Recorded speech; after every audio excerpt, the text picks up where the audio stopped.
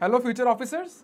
My name is Rohit Garcha, and this is Abhimanyu IAS, a platform which has more than 25 years of experience and has given out more than 2200 positive results since 1999. Every serious aspirant knows कि अगर आपके current affairs sorted हैं, that means you are practically ensuring your selection in any civil service for that matter. Now this video is part 1 of the series जहां पे आपको पिछले week के current affairs का एक लेक्चर प्रोवाइड किया जाएगा। पार्ट 1 है ये। कल एक और वीडियो रिलीज होगी जिसमें प्रीवियस वीक के हॉट टॉपिक्स जो हैं उसका एक लेक्चर जो है आपके सामने यहां पे रिलीज किया जाएगा। Subscribe this channel, bell icon दबाइए ताकि आप कोई भी अपडेट उसमें जो है मिस ना करें।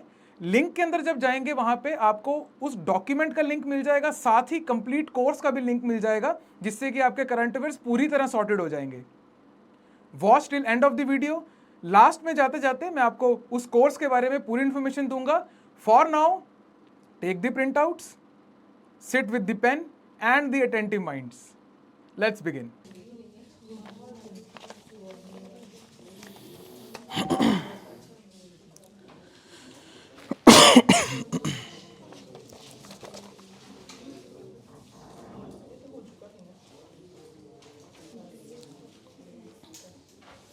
चलिए, 3 टॉपिक्स हमारे लास्ट वाले डॉक्यूमेंट से बचे हुए थे, राइट? लायो लास्ट डॉक्यूमेंट, ठीक है। ये हमने देख लिया था शायद, ये वाला टॉपिक मुझे एक बार याद करवाओ, ठीक है। So these are the guidelines by UGC for professional ethics in higher education, right? UGC जिस चीज़ को डील करता है उसके टॉपिक के हिसाब से था ये। पीसीएस में डायरेक्टली यही सवाल आएगा, नाम वगैरह देके कुछ इस टाइप के सवाल इसमें बन सकते हैं।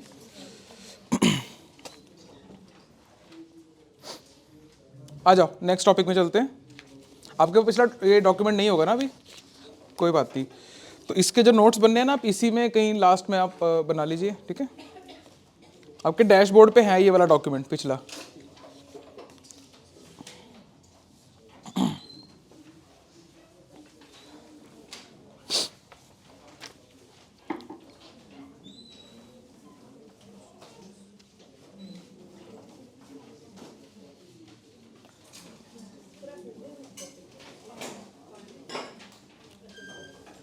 डॉक्यूमेंट मिल गया? पड़ा एक्स्ट्रा यहाँ पे कहीं पे? जाओ बच्चे उठा के लाओ वहां से वो।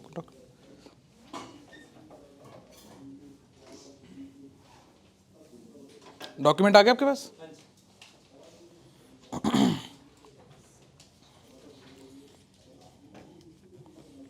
देखो, पिछले 4-5 दिन से आप धूप के लिए तरस रहे थे, आज क्लास आई है और आप 1 बजे क्लास के अंदर हो।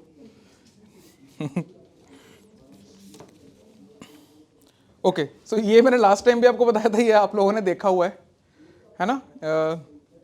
जिसकी एड़ियाँ साफ होंगी उसको पक्का पता होगा ये क्या चीज़ है, राइट? क्यों ये कॉन्टेक्स्ट में आया है, बहुत इंटरेस्टिंग चीज़ है ये। आने वाले टाइम में आपको मेंस के अंदर इसकी रेलिवेंस देखने को मिल सकती है। जहाँ पे भी सी वीड फार्मिंग होती है, it is susceptible to global warming and climate change in general. उसका कोरल वाला हिसाब किताब है, राइट? कि ज़रा सा पीएच में चेंज आया, ज़रा सा टेम्परेचर में चेंज आया and they die off, right? But this particular species, this particular animal, right, ये रेजिलियंट बहुत ज़्यादा है, राइट? तो एक केस स्टडी हुई थी अभी ज़ांज़ीबार, कहाँ पे है वो?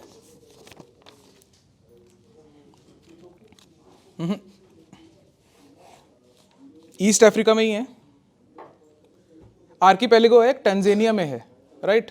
तो वहाँ की केस स्टडी थी कि उन्होंने सी वीड फार्मिंग से हटके वो स्पॉन्ज फार्मिंग के अंदर आए and it is a success story. तो अब वहाँ पे इनकम के अंदर इतना फ़र्क नहीं आता है, राइट? और रेजिलियंट है ये क्लाइमेट चेंज को लेके, और इतनी इनपुट इसमें चाहिए नहीं है, right? So we can also move forward, जहाँ जहाँ पे भी सी वीड फार्मिंग होती है हम उसको रिप्लेस कर सकते हैं विद स्पॉन्ज फार्मिंग, राइट? हमारे पॉइंट ऑफ व्यू के लिए, प्री के लिए खासकर हमारे लिए इंपॉर्टेंट है कि हम स्पॉन्जीज को समझ लें, क्योंकि हमने कोरल्स वगैरह के ऊपर क्वेश्चन देखे हैं। यूपीएससी ने कोरल्स को बहुत अच्छे से कवर किया हुआ है। अब नेक्स्ट बारी स्पॉन्जीज की ही होने वाली है, क्योंकि अब ये मेन स्ट्रीम न्यूज़ में आ गया है। So if you can see your document, बच्चे आप अगर ऑनलाइन डॉक्यूमेंट खोल सकते हो तो आप खोल लो। आता है ना देखना, वो डैशबोर्ड पे आपको मिल जाएगा।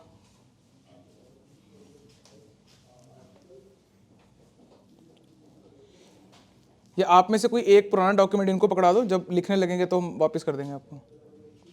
एक एक डॉक्यूमेंट इनसे ले लो बच्चे आप। एक ही डॉक्यूमेंट आपके पास, इधर पड़े हैं दो।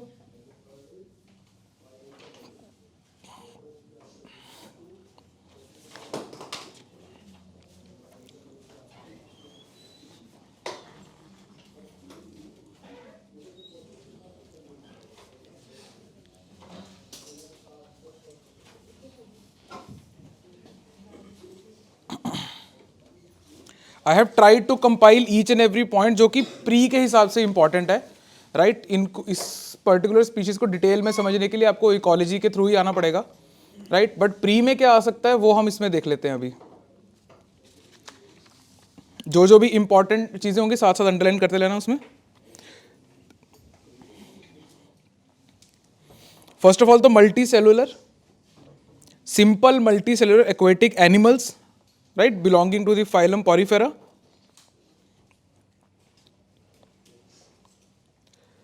ये स्टेटमेंट बेस्ड क्वेश्चन आ सकता है आपके पास, है ना। इसके बाद में if you see they have a porous body structure, आप उसको अंडरलाइन कर लीजिए। इमोबाइल aquatic invertebrates,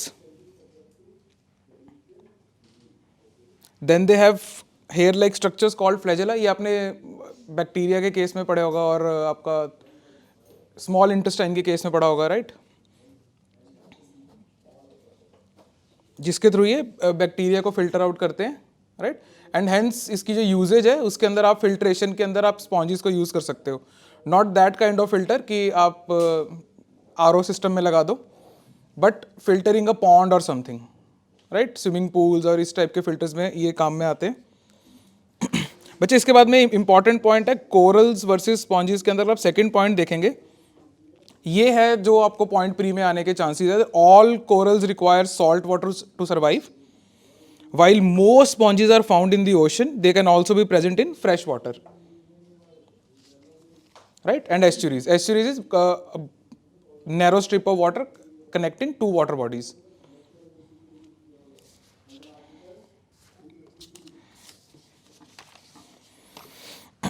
एक दो लाइनें लिख लो बच्चे इसके साथ में ना।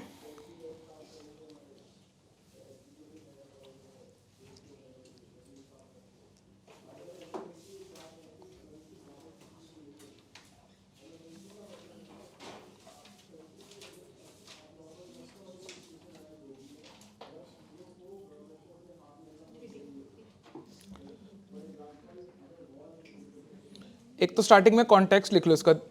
They have recently replaced seaweed farming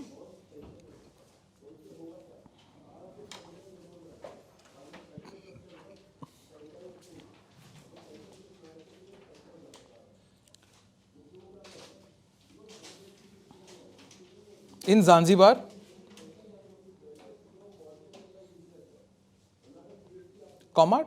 Tanzanian archipelago of the coast of East Africa. Tanzanian archipelago, ARCHIPELAGO,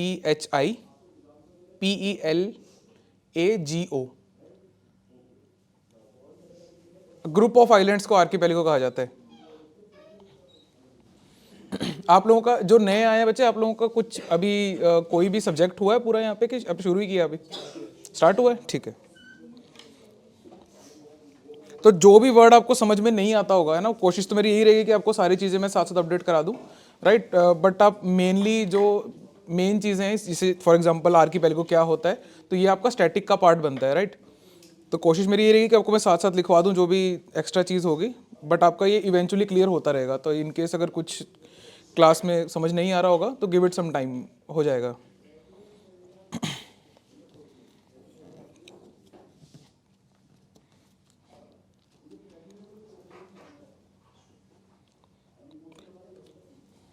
They make up 20% of the global silicon biological sink. 20% of global silicon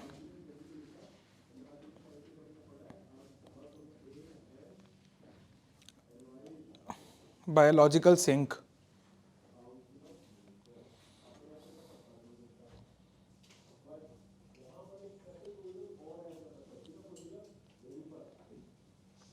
देखो इसका सवाल इस तरीके से भी बन सकता है कि वो आपसे पूछ सकते हैं कि which one of the following is climate resilient, और सी में पाई जाती है या फ्रेश वाटर में भी पाई जाती है। इस टाइप से आपका सवाल बन सकता है कि सबसे ज़्यादा क्लाइमेट रेजिलिएंट कौन सा है, और ये सारे जितने भी आपके ट्रेट्स हैं इसको एक स्टेटमेंट में कन्वर्ट करके आपसे 4 ऑप्शन देके पूछा सकते हैं किसके बारे में बात कर रहा है, राइट।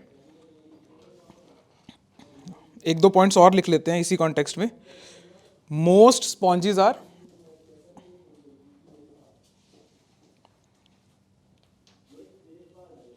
hermaphrodites, HERMAPHRODITES।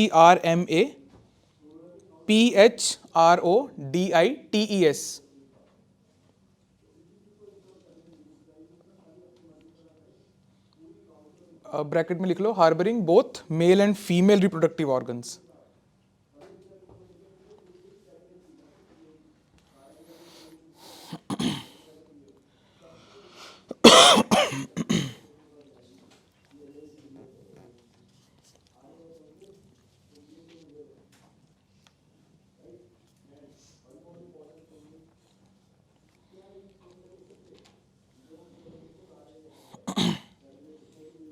तो समझ में आ रहा है कि इट दे सेल्फ प्रोपोगेट, है ना, वो मतलब है इसका। तो जब हम क्लाइमेट रेजिलिएंट की बात कर रहे हैं और चीज़ों की बात कर रहे हैं तो ये भी एक फैक्टर उसके अंदर आएगा, राइट। अब आई डोंट नो कि वो किस हिसाब से क्वेश्चन पोज कर सकते हैं, बट आपको लॉजिक से इन्हीं पॉइंट से आंसर पे पहुंचना होगा, राइट। सी स्पॉन्जेस के केस के अंदर यूजेस क्या है इसके,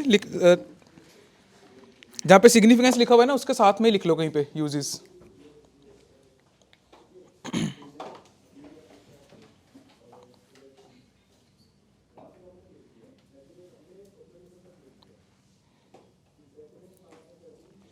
एक तो मेंटेनिंग सिलिकॉन साइकिल, अगर यहाँ पे मेंशन नहीं है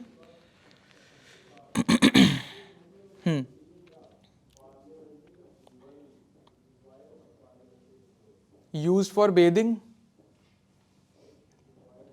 एंड जनरल हाइजीन।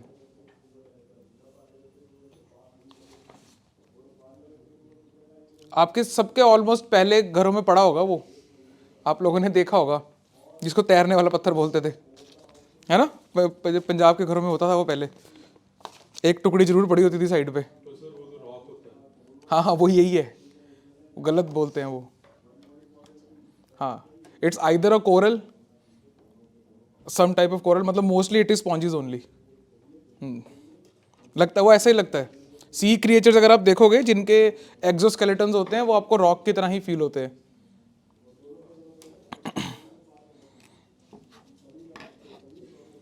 अच्छा, आप तो यूपीएससी वाले हो ना, आप लोग गए नहीं होंगे गोवा घूमने, है ना, आपके प्लान्स कैंसिल ही हुए होंगे। अच्छा बच्चे, तो जिसने इस टाइप की हरकत करी है, जो गया है गोवा टाइप जगह पे, है ना, if you have eaten a crab और समथिंग, या for that matter any seafood, तो जो उनका एक्सोस्केलेटन होता है वो इट्स वेरी हार्ड, बहुत रिजिलियंट लाइफ है वो। मतलब आप खुद सोचो ना यार, सॉल्ट वाटर में रहना है आपको पूरा टाइम, सिर्फ नहाने के लिए बाहर आना है। जोक है, कोई बात नहीं, फैक्ट नहीं है। मतलब देयर वाज दिस जोक ना कि why do fishes come out of water, why do they jump out of water, नहाने के लिए, मतलब वैसे वाली चीज़ है ये। तुम लोग उदास बैठे हो ना, तो मैं थोड़ी ट्राई कर रहा हूँ, कोशिश कर रहा हूँ, और कुछ नहीं है ये।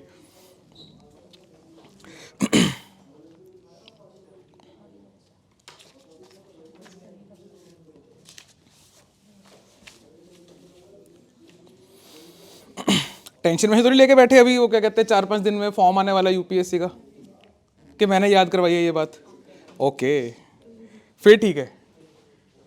तो आई थिंक 1 फेब को आ जाता है फॉर्म, है ना, 2024 का 1 फेब को आ जाएगा। और अगर आपको याद हो, आई थिंक 28 से 31 अक्टूबर की क्लास थी, उसमें मैंने आपको कहा था कि आपके दिन चेंज हो जाएंगे the moment form is out. आप ही के ऐसे व्हाट्सएप पे ही आएगा आपके पास में, यहीं के किसी ग्रुप में, या फिर कोई दोस्त बोलेगा कि फॉर्म आ गए हैं, और फिर आपकी नींद खराब होगी उसी समय, क्योंकि अब नींद में ही देखोगे मोस्टली वो मैसेज, राइट। सो उसका इफेक्ट पॉजिटिव में रहे कि वो जो प्रेशर आ रहा है, स्ट्रेस आएगा उस समय फॉर्म निकलते सारी, वो स्ट्रेस अगर आप पॉजिटिव में यूज़ करना चाह रहे हो, सो मतलब I think this is the last week, last stretch, अपनी पीक अचीव कर लो, क्योंकि जो आप पीक अचीव करोगे आप उसी पे रहने वाले हो आने वाले 3 महीने, राइट। चलिए आगे चले। इसमें यही है बच्चे, इसको दो तीन तरीके से घुमा के पूछा जा सकता है, जैसे इसमें बैक्टीरिया फिल्टर करने की बात करी है, वही फीड भी है उनकी बाय द वे, राइट। और जैसे हमने इसके अंदर इसको सिलिकॉन का एक सिंक बोला था, राइट, लिखा है ना हमने अभी। हाँ, 20% of the global silicon biological sink. Silicon से एक और ऑर्गेनिज्म जुड़ा हुआ है, कौन सा? 20% इसका है, तो मेजर किसका है? 80% किसका है? अराउंड 80%। कोरल्स का नहीं बचे, डायटम्स है ना, वो भी सिलिशियस ऑर्गेनिजम्स होते हैं, राइट। तो मतलब इनका और उनका आपस में आपको लिंक अगर कोई पूछेगा तो वो उसका आंसर हाँ ही होगा, राइट। अगर इसमें सिलिकॉन साइकिल की बात हुई है, दैट मीन्स कि वो आपस में कनेक्टेड है, राइट। चलिए बच्चे, नेक्स्ट टॉपिक पे आ जाइए।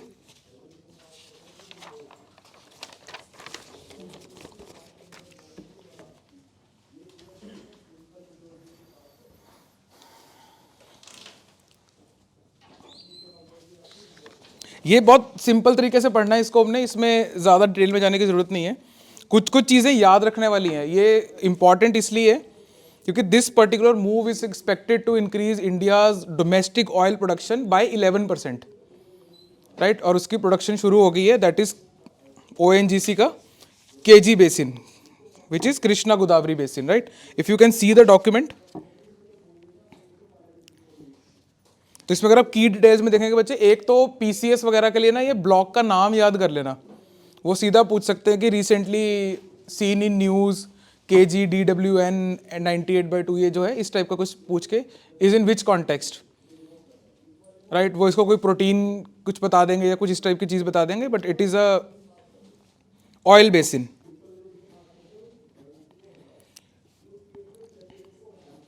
Right, situated off shore in the bay of Bengal. एक सवाल इधर से उठेगा, राइट, कि ये पूछ लेंगे और पूछ लेंगे कि ये बेसिन कहाँ पे है, तो उसका answer will be Bay of Bengal.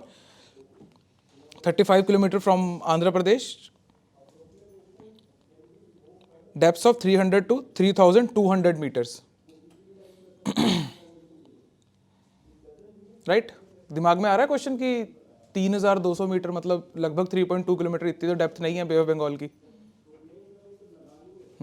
तो मतलब ये सब उसमें पानी में नहीं पड़ा होता, उसको ड्रिल करना होता है अंदर, right. It's the depth of that particular block which is DWN 98/2, right.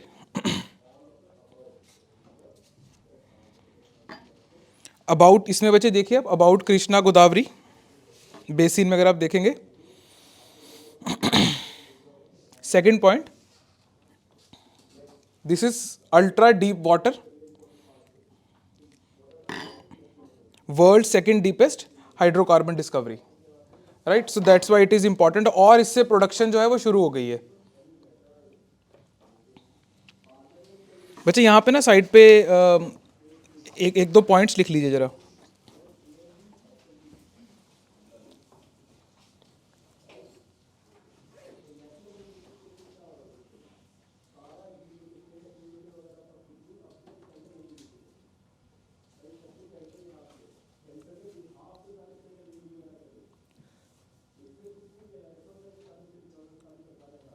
It is expected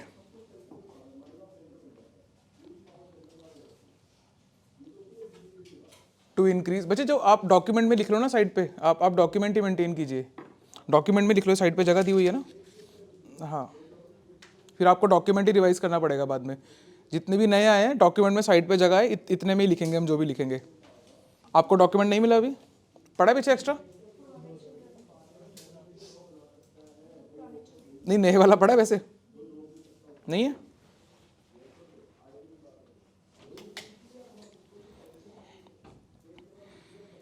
ठीक है, लिख लीजिए।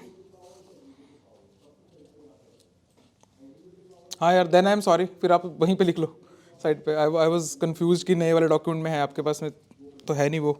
लिखिए बच्चे, expected to increase ONGC's total oil and gas production,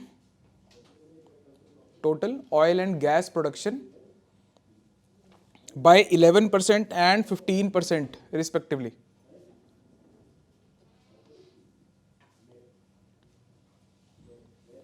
So it's a huge increase by the way.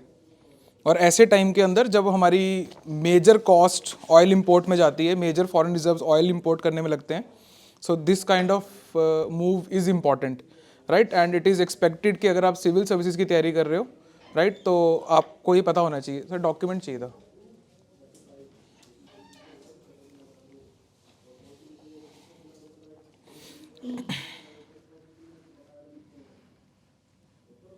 ONGC के बारे में short note डाल लेते हैं.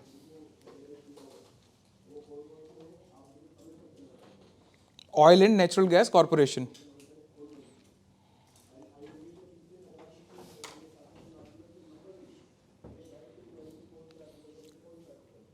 It is a central PSU, public sector undertaking.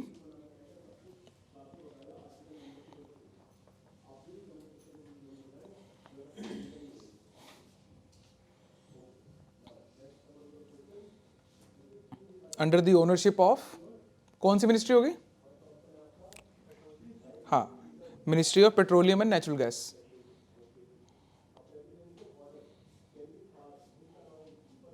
ये सबसे बड़ी एजेंसी है ONGC इंडिया में.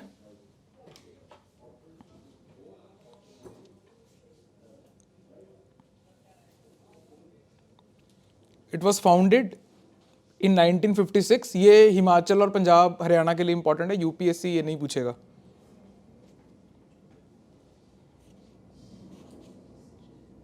Founded in 1956, comma, a Maharatna company,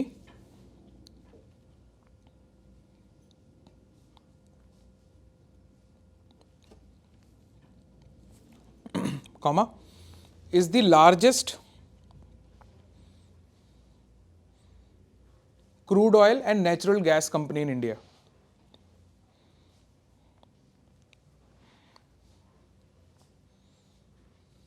Full stop.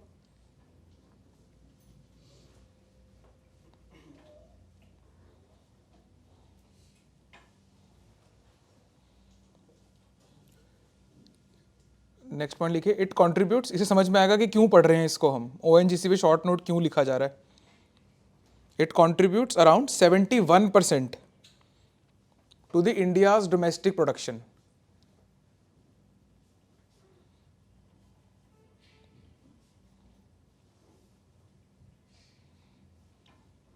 और इस प्रोडक्शन के अंदर 11 और 15% का इंक्रीज आएगा आफ्टर दिस पर्टिकुलर. उसकी प्रोडक्शन शुरू हो गई है, राइट.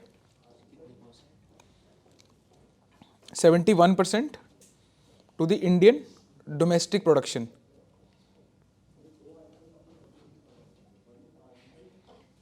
एक और टेढ़ा सा फैक्ट है, वो भी लिख लो आप. ONGC, ये UPSC पूछ सकता है. ONGC owns about 15%, 15, owns about 15% of the total Indian refinery capacity.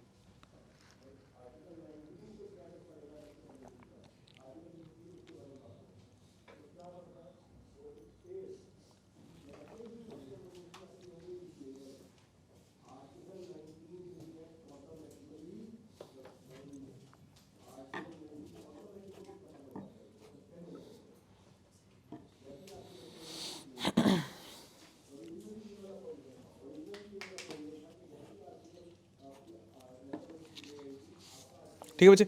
Document में अगर आप देखेंगे पेज नंबर 10 के अंदर इसकी स्ट्रैटिग्राफी दी हुई है कि कौन से एरा का है ये किस टाइप का यहाँ पे क्रूड मिल रहा है, राइट. वो सब कुछ यहाँ पे गिवन है.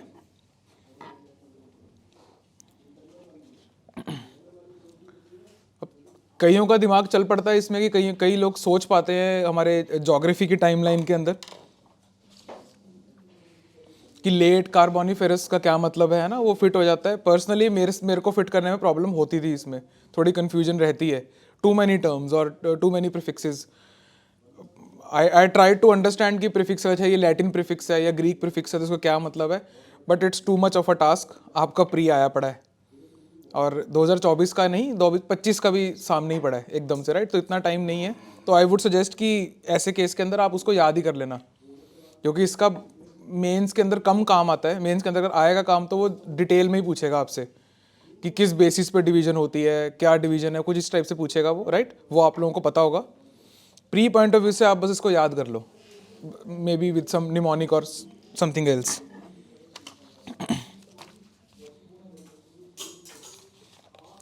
ठीक है जी, नेक्स्ट टॉपिक देखिए पेज नंबर 11 पे। ये भी सिंपल सा ही है, इसमें ज़्यादा अपने कुछ देखने की जरूरत नहीं है। 2 केविएट्स हैं, 2 चीज़ें ध्यान में रखने वाली हैं जिस पे आप शायद गलती कर सकते हो, तभी ये टॉपिक इसमें आया है। So it's a green cover index, इसकी अभी मेजरमेंट होनी है, इसका एमओयू अभी साइन हुआ है। ठीक है, ग्रीन कवर इंडेक्स, 2 चीज़ें इसमें ध्यान में रखनी है। पहली चीज़ कि किन 2 के बीच में एमओयू हुआ है। If you can see your document, it is between NHAI and ISRO's NRC.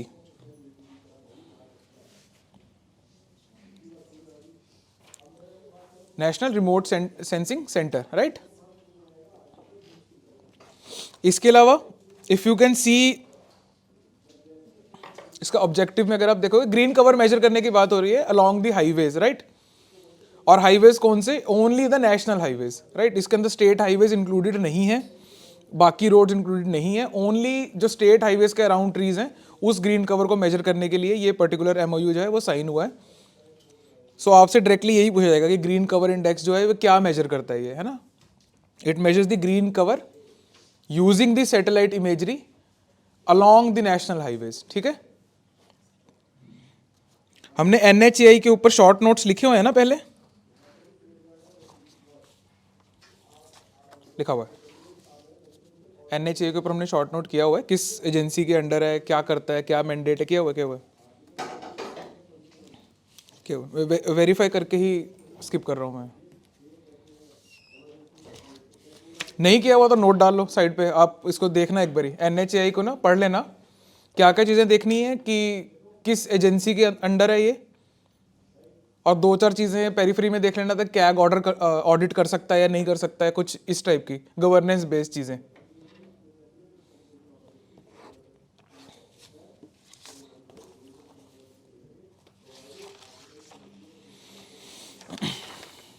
और हम रिवीजन में भी आई थिंक डॉक्यूमेंट 1 to 7 बोला था हमने, हो रहा है कि रिपीट करना है? हो रही है रिवीजन?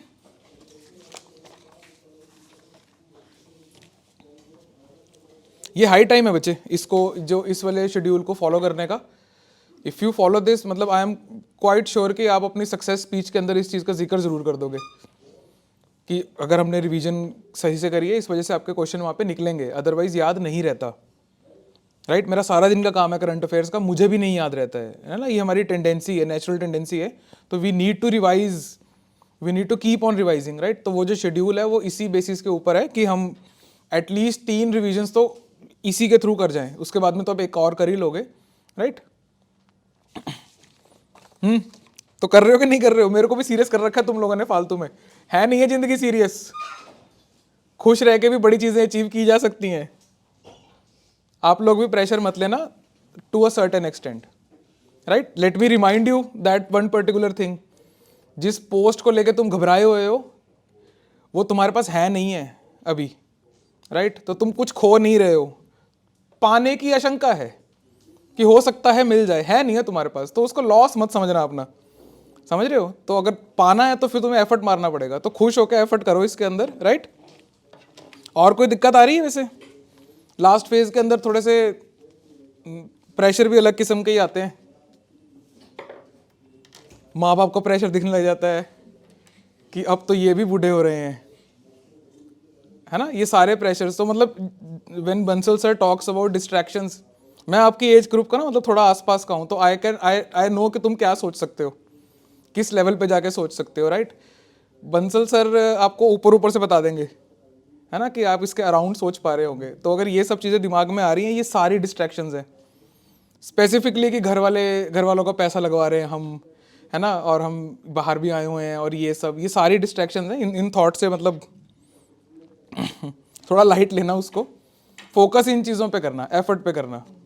24 रुपये जो मिले हुए हैं हमको दिन में खर्चने के लिए, है ना, 24 आवर्स, वो इस पे लगाना कि रिवाइज करते हैं और ये सब चीज़ें करते हैं। उन थॉट्स में मत जाना, 4 दोस्तों को बताते फिरोगे, मुंह बना के घूमोगे, यहाँ पे मेरी क्लास में सड़े हुए मुंह लेके बैठोगे, एक बंदा नहीं स्माइल कर रहा है यहाँ पे मेरे को तो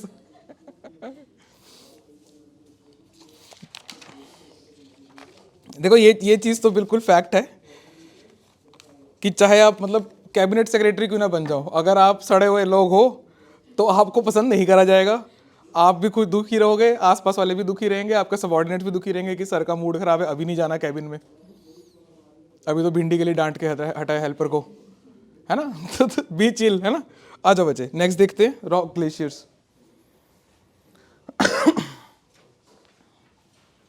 अगेन एक इंटरेस्टिंग चीज है ये, आपने परमाफ्रॉस्ट का नाम सुना होगा, राइट। सो परमाफ्रॉस्ट के ऊपर when rock and permafrost mixes it is precisely called rock glaciers. जो नाम है ना वही वही मतलब है इसका, अलग अलग तरीकों से अलग अलग जगह पे लिखा होगा, पर आप इसका मुद्दा समझ जाओ। ये एग्जैक्ट नहीं है, मतलब ये इसको आप मल्टीप्लाई बाय आई थिंक लगभग 100 करोगे तो आपको एक रियल पिक्चर मिलेगी। ये सिर्फ एक सैंपल की तरह दिखाया हुआ है कि permafrost and ice glacier somewhat looks like this, कि नीचे आपकी जमीन जमी होती है, right. It is permafrost, perma means permanent, frost means जमा हुआ, परमानेंटली जमी हुई है। इसके ऊपर एक एक्टिव लेयर फॉर्म हो जाती है बाय अदर मीन्स, जो नॉर्मली भी होती है जो फॉर्म, राइट।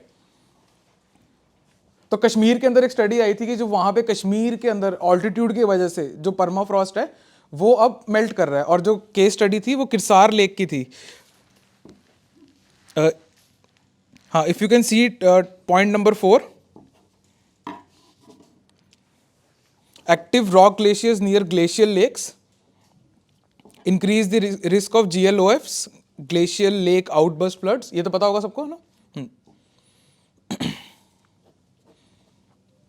तो वहीं से केस स्टडी उठी है ये। तो हमारे लिए क्या इंपॉर्टेंट है कि रॉक ग्लेशियर्स क्या चीज है, राइट, प्लस परमाफ्रॉस्ट क्या चीज है, और कश्मीर का जो ये एरिया है, और इसके अलावा थोड़ी बहुत और चीजें कि परमाफ्रॉस्ट का क्या परसेंटेज है टोटल लैंड मास के अंदर। तो ये सब चीजें थोड़ी सी इंपॉर्टेंट है। आइए बच्चे, 2-4 पॉइंट्स लिख लेते हैं इसके अंदर।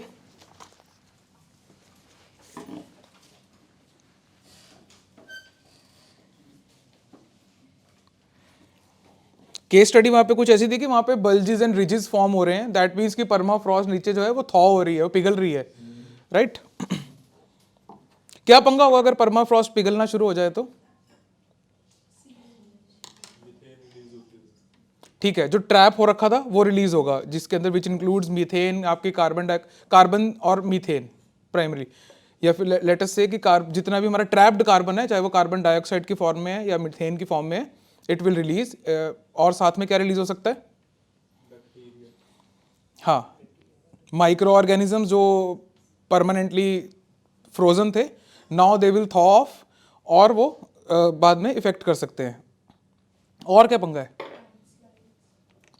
लैंडस्लाइड्स, मतलब लैंड मूवमेंट होगी। तो बेसिकली आपका जितना भी इंफ्रास्ट्रक्चर इसके ऊपर डेवलप होगा या हो रखा होगा या आपने फ्यूचर में करना है, आपको हर चीज़ को प्लान अकॉर्डिंगली करना पड़ेगा, राइट। सो ये इशू है। For that we need to know कि नीचे परमाफ्रॉस्ट की डेप्थ क्या है, हमारे पास टाइम कितना बचा है, right, all sorts of things. And it has started for Kashmir, क्योंकि ये फ्यूचर का टॉपिक है एंड प्रॉबेबली 26 तक ये मेन स्ट्रीम आएगा। इसके ऊपर कुछ और रिसर्च आएंगी, पर यूपीएससी इसको 24 या 25 में पूछ लेगा, before it will become main stream, right. तो इस हमारे पास थोड़ा डेटा भी कम रहेगा इसको समझने के लिए। आइए बच्चे,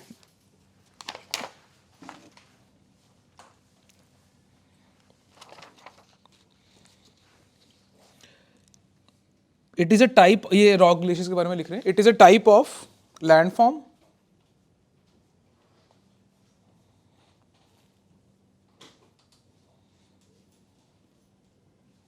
that combines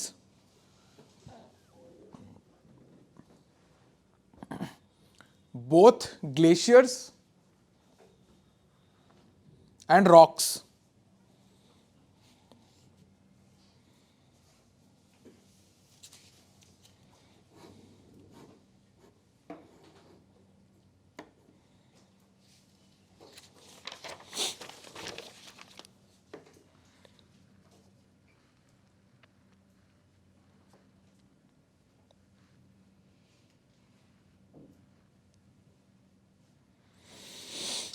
इसको और शॉर्ट करके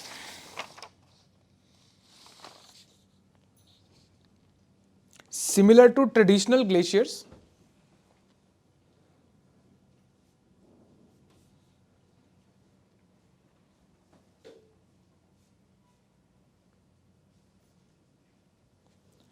rock glaciers can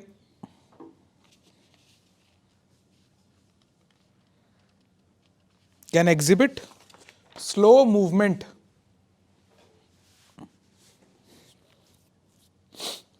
over time.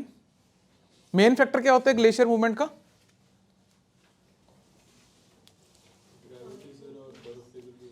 हाँ, down slope flow of glaciers, it is under the influence of gravity. ठीक है, इसमें लिख लो exhibit slow movement over time, comma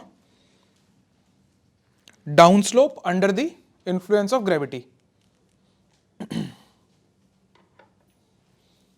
ये ना यहाँ पे क्लास में बैठ के ये चीज़ें लॉजिक से निकाली जा सकती हैं. वहाँ एग्ज़ाम के अंदर देर इज़ अ टेंडेंसी, क्योंकि हाइप इतनी बनी होती है उस एग्ज़ाम की कि हमें उम्मीद नहीं होती कि क्वेश्चन निकाला भी जा सकता है. क्योंकि आपके लाइन में अगर 5 क्वेश्चन नहीं हुए आप घबरा जाओगे and there is the switch जो दबेगा फॉर ओवर थिंकिंग, और आप आते आते कुछ क्वेश्चन गलत कर जाओगे. राइट. सो जितना भी हो सके मैक्सिमम इस टाइप की चीज़ को आप यहीं क्लियर करके चलो. फटाक से याद आने वाली स्टेज पे हो तो बेटर रहेगा. समझ रहे हो मैं क्या बोल रहा हूँ? दिमाग कम लगाना पड़े. फॉर एग्जांपल आपने जैसे उसमें किया होगा ना, एंशियंट हिस्ट्री में आपने राइटर्स और बुक्स याद कर रखी होंगी, तो कुछ राइटर्स की बुक्स आपको फटाफट याद आती होंगी विदाउट इवन थिंकिंग कि किसका है ना. खासकर वो वाले ह्यून सैंग किसके उसमें आया था, है ना, और वो कालिदास की बुक्स और ये सब सबको याद होती हैं. रत्नावली किसने लिखी है और ये सब. तो उस स्टेज के ऊपर अगर आप सारी चीज़ों को ले आओगे तो प्री की जर्नी थोड़ी सी आसान हो जाती है. राइट. गेम आखिरी के 10 नंबरों की ही है. आई have told you before also, right now अगर आपका टेस्ट लिया जाए most of you will score 75 70 के अराउंड. 80 तक आप आराम से पहुंच सकते हो. कुछ लोग 80 आराम से. बचे हुए 10-15 नंबर है वहाँ पे गेम है. राइट. और वो इन्हीं सब चीज़ों से छोटी मोटी चीज़ें कि आपने ओवर थिंकिंग अवॉइड करनी है. हो जाती है कभी कभी पेपरों में ओवर थिंकिंग. आपसे किए हैं कभी? थोड़ा सोच के देखो कि कोई आंसर आपको आता था ऑब्जेक्टिव में ही, लेकिन आपने ज़्यादा दिमाग लगा दिया, अब वो आंसर गलत हो गया, और फिर जब आप उसका आप आंसर देखते हो तो फिर आपको यकीन सा नहीं होता कि यार ये इतना आसान क्वेश्चन गलत हो गया मुझसे. तो यही है. आई फील कि वो ओवर थिंकिंग का ही होता है कि हमने एग्ज़ाम को बड़ा माना होता है, अपनी तैयारी को छोटा माना होता है कि हमने नहीं करी तो हमसे जो आपने पढ़ा हुआ है वो इसी से पूछेगा. इस चीज़ को समझ लो क्योंकि आपका वो आने वाला है, फॉर्म निकलने वाले हैं. जो आपके पास रजिस्टर्स पड़े हैं इसी में से सवाल आएगा. नहीं आया तो छोड़ देना, तो जान पूछ के. वो भी यूपीएससी है ना, वो ऐसा थोड़ी पूछ लेगा कि यार जो आपके रजिस्टर में होगा ही. राइट. चलिए परमाफ्रॉस्ट देख लीजिए बच्चे नीचे एक बार. जैसे मैंने आपको पहले बताया, type of ground that remains consistently frozen for a significant portion of the year, typically for at least 2 consecutive years. But हम जहाँ पे कंस्ट्रक्शन करते हैं, जहाँ पे हम जिस एक्टिव लेयर का यूज करते हैं, जिन जगहों पे जहाँ पे कंस्ट्रक्शन वगैरह होती है, it is frozen. It is always frozen, है ना. अगर वो थॉ होती है तो फिर हम सोचते हैं कि यहाँ से मूव करना है. For example there is this town, the coldest inhabited town, क्या नाम है उसको? हाँ, लोकल भाषा में यकूतिया बोलते हैं और वैसे यकुस्क टाउन का नाम है. It is made on permafrost only, and वो ज़मीन से लगभग 6 फीट या 7 फीट ऊपर ही कंस्ट्रक्शन शुरू करते हैं to avoid the leakage of heat and all. Right. So you have to plan that way. Exile पे भेजा था वहाँ पे इस वाली विलेज के अंदर लोगों को जो कि रशिया के रिजीम के खिलाफ बोलते थे. अब उन्होंने वहाँ पे अपना टाउन बसा लिया है. Talk about human spirits. आइए बच्चे देखिए, एक दो लाइनें और लिख लीजिए यहाँ पे.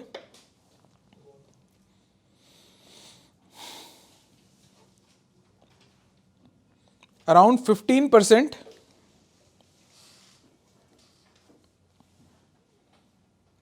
of the northern hemisphere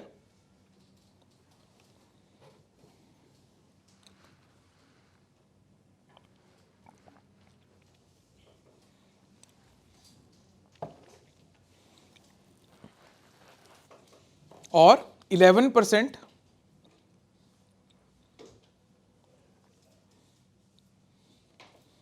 of the global surface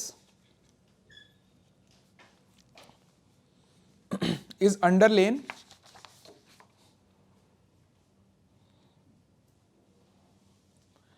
LAIN, UNDER, LAIN, underlain by permafrost.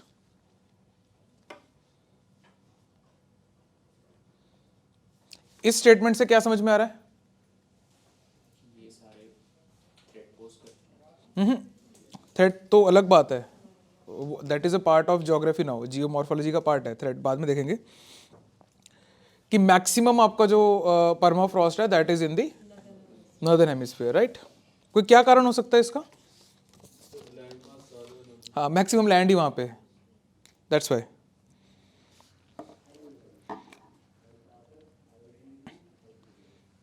Major areas of northern hemisphere लिख लीजिए जहां पे परमाफ्रॉस्ट मैक्सिमम मात्रा में है। ऊपर वाला वो पूरा एरिया याद करो, अलास्का, ग्रीनलैंड,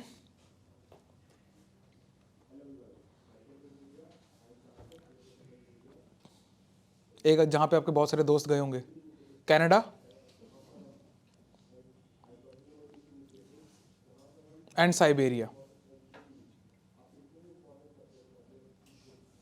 ये ना जब हम ऐसे हमारा वो जो 2D मैप देखते हैं उसमें भी सी कि ये साइबेरिया अलास्का बहुत दूर दूर है, ऐसे कोने कोने में दिखाया होता है, but they are very close to each other, right? एक छोटा सा रीजन बनता है वो, अगर आप ग्लोब में देखोगे तो यू विल अंडरस्टैंड कि अच्छा इतना भी दूर नहीं है ये, तो that particular reason.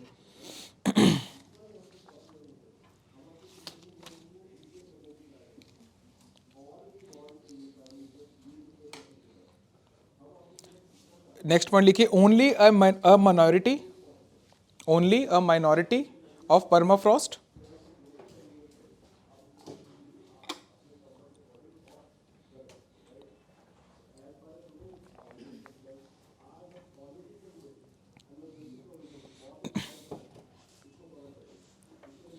exists in the southern hemisphere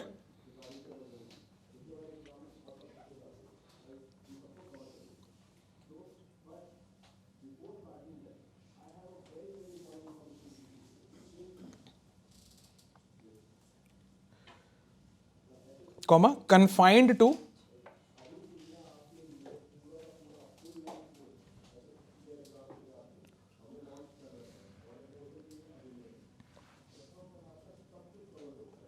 mountain slopes of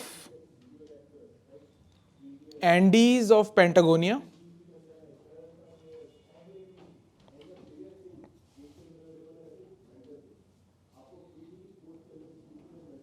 comma southern Alps of New Zealand,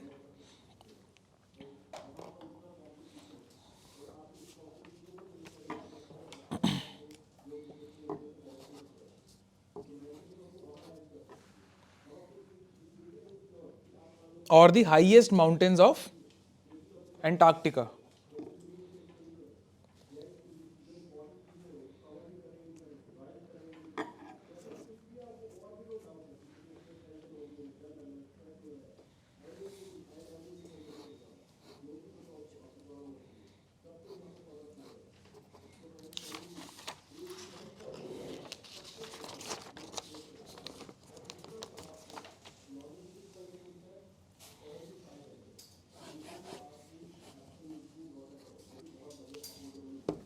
चल लीजिए आगे, आ जाओ, ये नया डॉक्यूमेंट खोल लीजिए। आया डॉक्यूमेंट, आया? किस किस को नहीं मिला आज वाला डॉक्यूमेंट?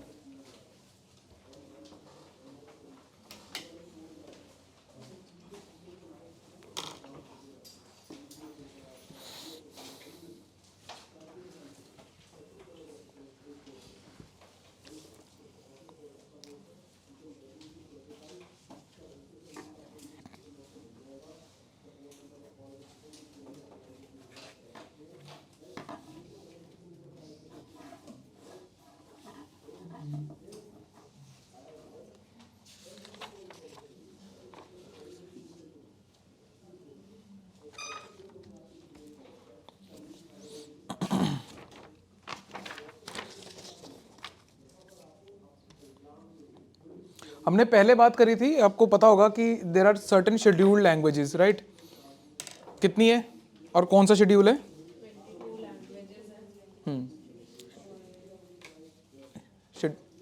शेड्यूल कौन सा है? 8 शेड्यूल है, राइट? इसके अलावा ministry of culture provides a list for your classical languages, right? और सवाल कुछ इस टाइप का बनता है इसके अंदर ना। सी 2015, ये ज़्यादा पुराना नहीं है, 2015 का सवाल आया था, which one of the following was given the classical language status recently. एक नई लैंग्वेज जुड़ी थी उसके अंदर, राइट? और दूसरा ये कि 8 शेड्यूल के अंदर कौन से, ये पुराना क्वेश्चन है, इस टाइप के आते नहीं अब, बट इस टाइप के क्वेश्चन आपको पीसीएस वगैरह में देखने को मिलते हैं अभी भी। कि फॉर एग्जांपल जैसे अगर आपको पंजाब की और हिमाचल हरियाणा की तैयारी करनी है, तो इट इज़ एडवाइजेबल कि आपको ये कहा जाए कि आप सारे अमेंडमेंट्स को याद कर लो, खासकर मेजर 62, 65, 41, 42, राइट? 90s वाली लाइन वाले सारे, क्योंकि वो थोड़े से रिसेंट हैं, है ना? वो जीएसटी वाला, और जो हमने एनक्लेव्स, हाँ वो सारे ये वाले, तो ये वाले पूछे जाते हैं, आ जाते हैं पॉलिटी से, ये वाले सवाल आते हैं और इसको इजी में गिना जाता है, राइट? सो जब आप पॉलिटी की तैयारी करो, ये क्लास में कराने वाली चीज़ें नहीं है, तो आई एम श्योर कि आपको क्लास में कोई अमेंडमेंट कैसे होती है, अमेंडमेंट ये पता होगा, है ना? पर अमेंडमेंट्स हम याद नहीं करते हैं, राइट? सो एक तरीका है इसको याद करने का, आप नेट पर ढूंढ सकते हो, इन सब के भी आपको निमोनिक्स वगैरह मिल जाएंगे, बहुत एक्सटेंसिवली रिसर्च हो रखी है इन चीज़ों पे। तो यहाँ पे भी अगर आप देखोगे, यहाँ पे भी आपको आंसर निकालना आसान है इस क्वेश्चन के अंदर भी।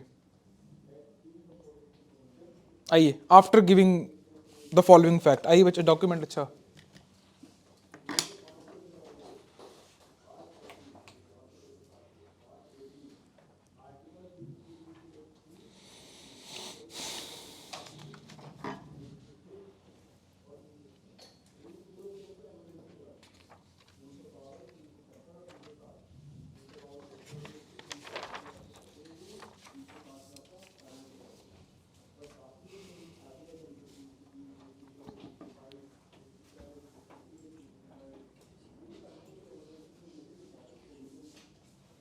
ये वो वाला समय है जब इंटरनेट नहीं था, ये वो वाला समय जब इंटरनेट था, राइट? सो यू कैन सी कि ज़्यादा कुछ डिफ़िकल्टी में फ़र्क नहीं है, बल्कि ईजी ही हुआ है काम आपके लिए। Now you can easily access this information, और आपके पास में शॉर्ट में ही इन्फॉर्मेशन मिल जाती हैं आपको, you can easily search over it, right?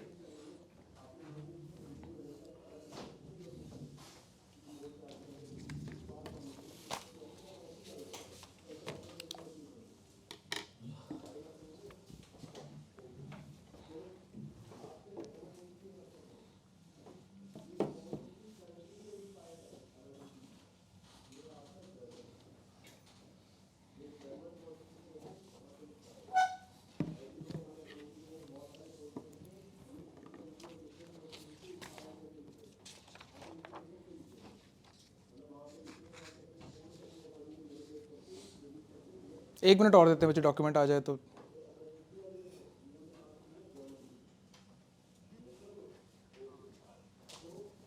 Sir document चाहिए था।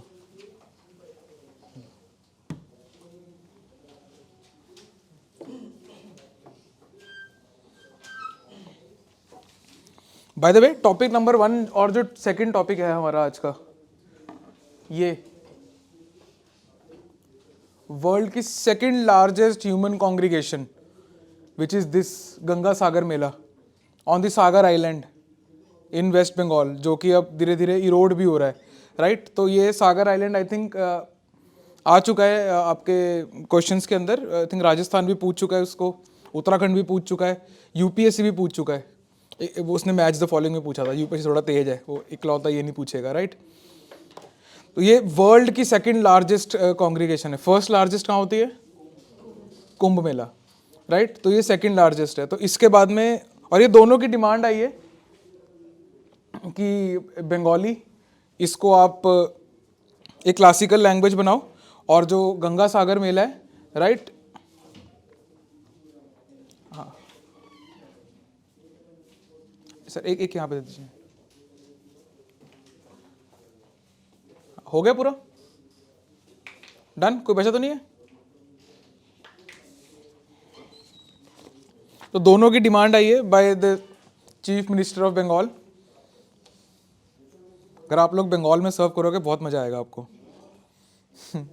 मैं आई वॉज अ स्टूडेंट, तो हमारे को मोटिवेट करने के लिए एक IAS ऑफिसर आए थे जो यहीं से पढ़े हुए थे, राइट, और he was serving in Bengal. खुश थे, तो आपको मज़ा आएगा बंगाल में अगर आप सर्व करते हो। हैपनिंग सी स्टेट है, तो कुछ कुछ होता रहता है उधर, है ना। For that matter if you get any department in Bengal, तो मतलब आपकी ज़िंदगी में रोशोगुल्ला हो जाएगा, है ना। थोड़ा सा आपको मज़ा आना शुरू होगा ज़िंदगी का। You can easily take that job. आइए बच्चे, फिर डॉक्यूमेंट खोल लीजिए। सी हमारे लिए क्या इंपॉर्टेंट है कि किसी भी लैंग्वेज को क्लासिकल लैंग्वेज नंबर 1 क्यों बोलना है ना। What is the purpose behind it. जब हमारे पास शेड्यूल्ड लैंग्वेजेस हैं ही हैं, तो what is the meaning of classical languages, कि क्यों क्यों करनी है क्लासिकल लैंग्वेज। एक नई कैटेगरी से क्या होगा, एक वो। दूसरा, अगर आपने बोल ही दिया तो इसका क्राइटेरिया क्या होगा, है ना। तो और वो कौन सेट करता है, क्या क्राइटेरिया, इसी के ऊपर सवाल आएंगे। आइए बच्चे, डिमांड मैंने आपको बता दी है कि डिमांड बेसिक है।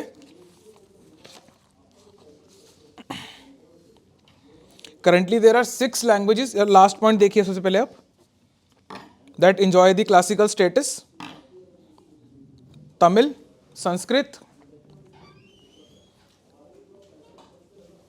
देख रहे हैं, मिल गया last point. And last point 2014 के अंदर उड़िया, एंड हेंस ये जो सवाल पूछा था उन्होंने 2015 में, राइट। और ये 2014 के लास्ट में ही हुआ था ये जब उड़िया लैंग्वेज को क्लासिकल लैंग्वेज बोला था, राइट। और 2015 में आप समझ लीजिए मई जून के अंदर वो आ गया था। That's why I always say कि अक्टूबर से लेके जो जैन फेब तक का टाइम होता है, इसमें क्योंकि होता भी मैक्सिमम चीज़ें हो रही होती हैं। कुछ तो बजट रिपीट होना होता है ना, लास्ट क्वार्टर भी आया होता है, तो मैक्सिमम काम चल रहा होता है इसके अंदर। Lot of things are happening, right. अब थोड़ा सा स्टेल फेज आएगा अब से लेके जुलाई तक का, अब आपको थोड़ा कम काम होता हुआ दिखेगा। अब तो वैसे भी अखबार थोड़ा सा कुछ और चीज़ें कवर करेंगी, राइट। अब तो मैंने सुना मंदिर भी बन गया। That day I was like in the market, और मुझे सच में ये लग रहा था कि everybody is talking in sarcasm. सच में एवरीबडी, मेरे को लगा मतलब कि ये तो मजाक ही कर रहे होंगे। At a shop I was there, and वहाँ पे I heard the shopkeeper saying, अब देखना, अब नेक्स्ट देखना, अब तो कृष्ण मंदिर भी बनेगा। और मैं हंस पड़ा, दूसरे ने हाथ जोड़ लिए। सो फिर मुझे समझ में आया कि नहीं, that party is genius. Politics is an art, है ना। और लोगों को बेवकूफ़ बनाया जा सकता है, तो भाई जो बना सकता है वो बनाएगा। और ये कुछ नया नहीं है, ये आज पहली बार नहीं हुआ है, और ये होता ही रहेगा। ईजी है लोगों को इस पे बेवकूफ़ बनाना। फ्रैंकली स्पीकिंग, मतलब I kid you not, for 15 minutes मेरे को यही लग रहा था सारे मजाक कर रहे हैं। वो तो जब 7 बजे पटाखे बजे ना गली में, तो मुझे थोड़ा सा यकीन आया कि नहीं हो सकता है वो, जब वो कोक बेच रहा था तो वो मजाक नहीं कर रहा था, वो सच बोल रहा था, right. Anyway, there are some real things, for example classical language. अब इसका ना एक बारी आप क्राइटेरिया देखो, यू विल अंडरस्टैंड कि किस लेवल पे ये, कहाँ पे हम बात कर रहे हैं।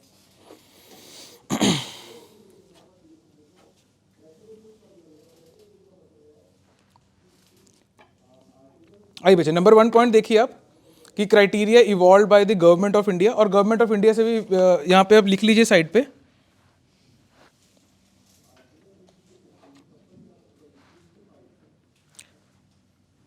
Guidelines provided by ministry of culture.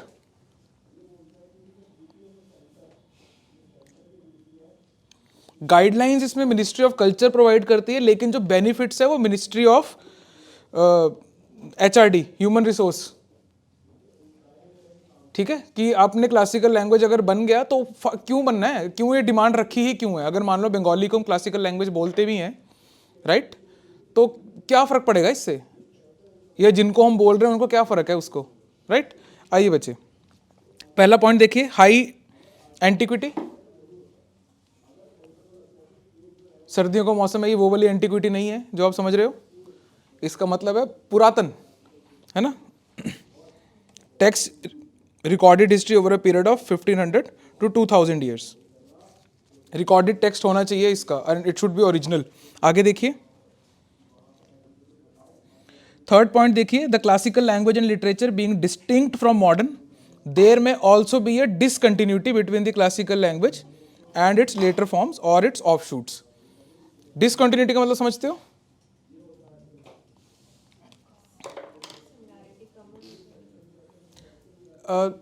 जब भी हम हिस्ट्री की बात करते हैं ना, फॉर एग्जांपल इसको इस तरीके से समझते हैं कि आप को ना एट रैंडम, जैसे आपको आपके घर में पता नहीं होती है बात इस टाइप की नहीं होती है, पर आपको दादे परदादे किसी एक का पता होता है एंड बीच में ना एक फैमिली का गैप है, आपको पता ही नहीं है कि इन बिटवीन कौन था, राइट? या पंजाब में वो पीर पीर वीर वाला कल्चर होता है कि साढ़े पुरखे इत्थे रहंदे सीगे, इस टाइप का कल्चर है। नाउ यू नो कि आपका बैक पीछे 5-7 जनरेशन पहले कौन था, बीच की 4-5 जनरेशन गायब होती हैं, फिर आपको अपने दादाजी, फादर एंड यू, है ना, आपको इस तरीके से लीनिएज पता है। तो जो वो गैप आया उसको डिसकंटिन्यूटी बोलते हैं, राइट? कि वहाँ पे रिकॉर्ड होना बंद हो गया या फॉर कुछ भी हुआ, लॉस्ट हो गया, राइट?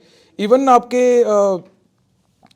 इंडियन एंशियंट हिस्ट्री के अंदर भी हड़प्पन सिविलाइजेशन से लेके जनपदस के बीच का जो पीरियड है उसको भी डार्क एज कहा जाता है, क्योंकि उसके अंदर बोलते हैं डिसकंटिन्यूटी है, राइट? उसके लिए भी आज हमारे पास एक टॉपिक है बाय द वे, एक उस डिसकंटिन्यूटी के ऊपर भी एक सवाल उठा है।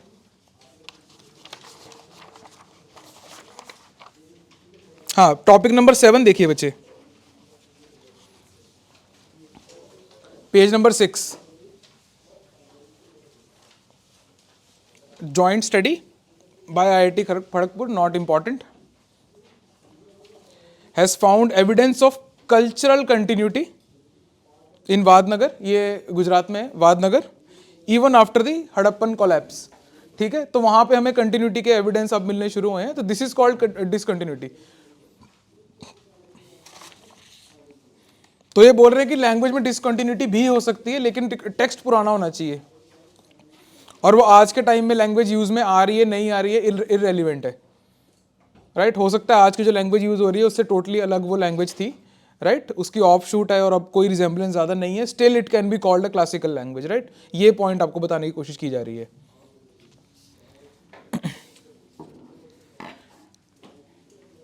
You have to memorise these 6 languages.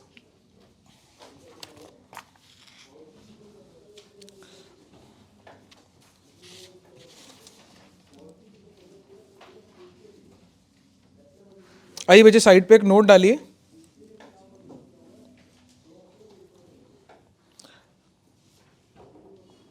once a language is notified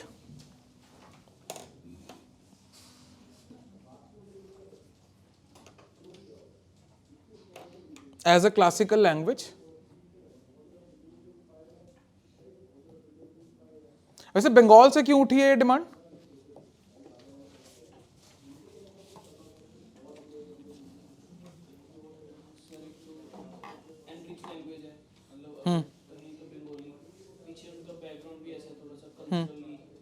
हाँ, कल्चरली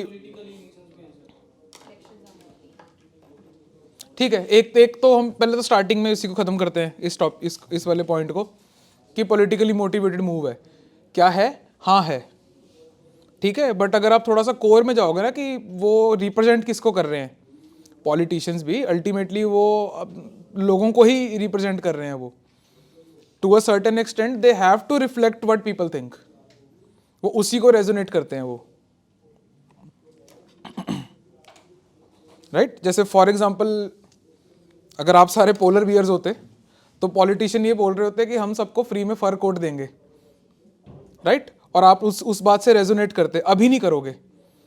तो अगर किसी डिमांड से आप लोग रेजोनेट कर रहे हो जो वो पॉलिटिशियंस कर रहे हैं, मतलब वो आप ही की रिफ्लेक्शन है, राइट? वो याद करो कि डेमोक्रेसी का कॉन्सेप्ट जिसने दिया था उसने क्या बोला था डेमोक्रेसी के बारे में, why it will fail, right?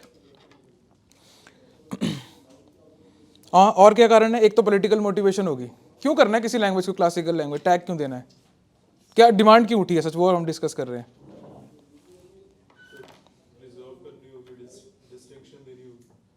Distinction देनी है बंगाली लैंग्वेज को, हाँ, हाईलाइट करना चाह रहे हैं, मतलब यही मतलब हुआ। एक major state of the historical time में हम्म। बंगाल, सो तब भी इम्पोर्टेंट है। ओके, इसको हम ऐसे कह सकते हैं, ही इज ट्राइंग टू से कि क्लासिकल लैंग्वेज के क्राइटेरिया में एलिजिबल है तो क्यों नहीं। अब एलिजिबिलिटी क्राइटेरिया में है वो। बाय द वे इन्होंने सबसे पहले, अगर आप ऊपर देखेंगे ना, सेकंड लाइन देखेंगे ऊपर से, the chief minister has said that based on scientific research it has been established by her state team that Bengali has its origin 2500 years ago, right? तो एक तो वो बोल रहे हैं कि एलिजिबल हैं तो why not.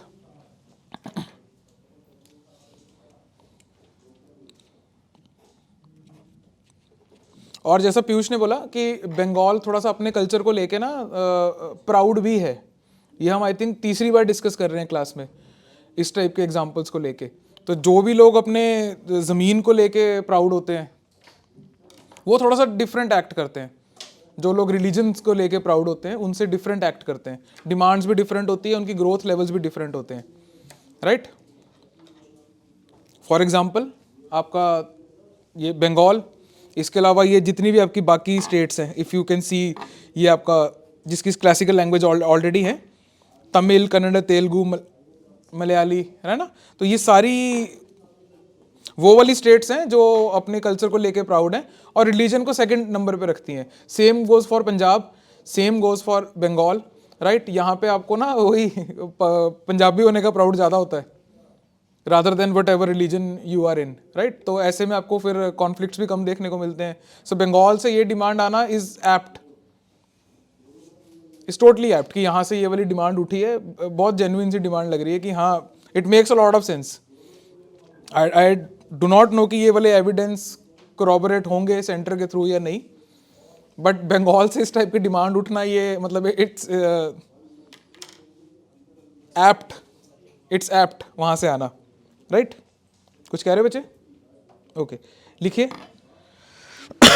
Once a language is notified as classical language, ये प्री का पॉइंट बन सकता है आपका। The HRD ministry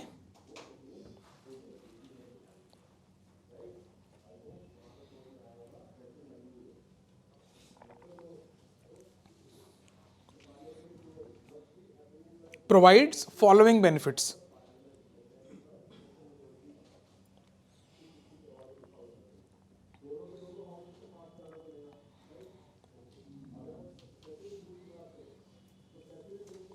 Two major annual international awards,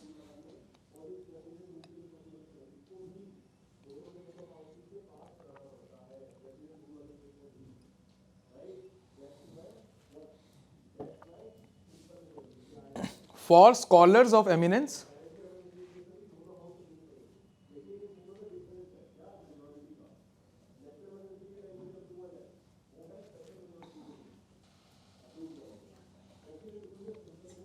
in the language,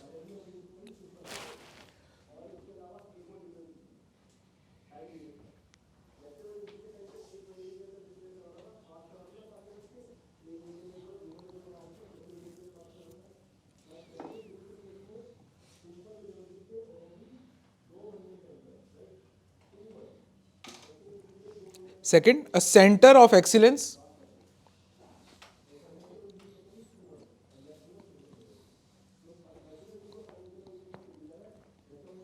for studies in the classical languages,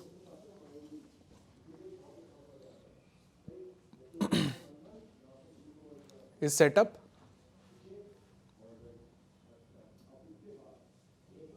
language और promote होने लग जाती है उसके बाद में।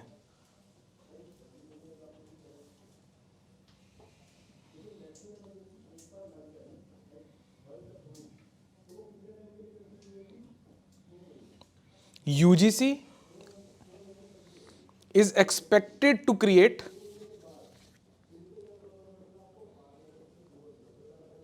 कंपल्सरी नहीं है यूजीसी के लिए, UGC is expected to create a certain number of professional chairs, ये प्रोफेशनल चेयर्स एक पोस्ट को आइडेंटिफाई करने के लिए बोला जाता है, इसमें P और C कैपिटल रहेगा, पोस्ट है वो, professional chairs for the language.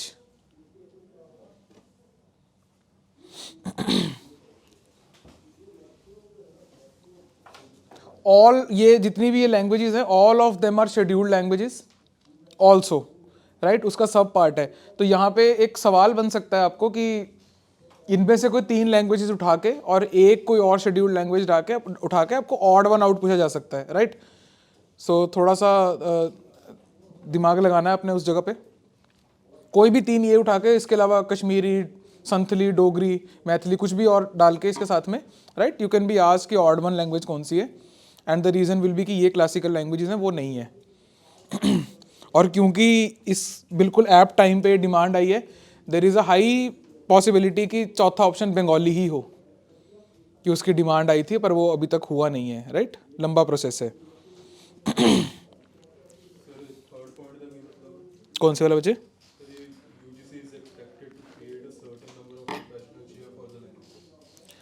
मतलब कि सेंट्रल यूनिवर्सिटीज़ हैं उसके अंदर में एक स्पेशल एक पोस्ट क्रिएट की जाए अच्छे लेवल पे, प्रोफेशनल चेयर्स, मतलब कि किस एक चेयर माने हेड, कोई डिपार्टमेंट से क्रिएट हो जिसके अंदर एक बंदे को वहाँ पे रखा जाए जो कि लैंग्वेज को चलाएगा उस जगह पे. हाँ, यस, एग्जैक्टली. मतलब अब ना हम वो चेयरमैन टाइप वर्ड अवॉइड करते हैं, है ना, क्योंकि अगर आप चेयरमैन यूज़ कर रहे हो तो if a female is on the post, so आप चेयरपर्सन करोगे तो अब पूरा चेयरपर्सन बड़ा हो जाता है, इट्स अ लॉन्गर वर्ड, तो चेयर यूज़ होता है आजकल नॉर्मल, है ना, जो भी हेड ऑफ डिपार्टमेंट को चेयर बोल दिया जाता है.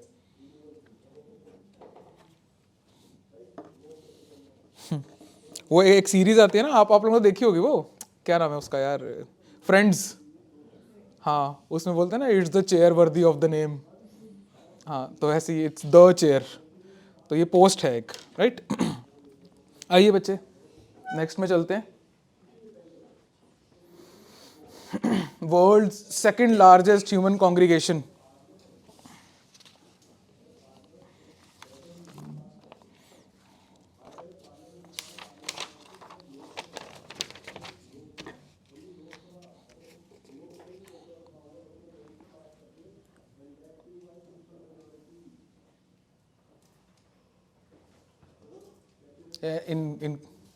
इन केस एनीवन वॉन्डर्स कि क्या है ना, कि गलती से यही वाला अगर वहाँ पे सवाल आ जाए तो आपके दिमाग में घूमता रहेगा कि उसने बोर्ड पे भी दिखाया था पर आंसर नहीं बताया था. ठीक है, इट्स 92nd अमेंडमेंट जिसके अंदर ये हुआ था, राइट.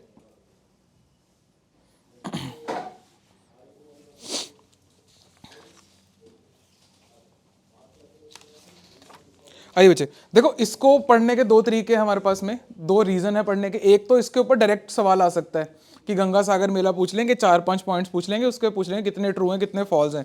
उसके चांसेस कम है आने के क्योंकि बंगाली लोग भी दे रहे हैं पेपर, राइट. सेम ही पेपर है, यूनियन का पेपर है ये, तो ये हाइब्रिड होके ही आएगा अगर आएगा तो, राइट. सो फॉर एग्जाम्पल जैसे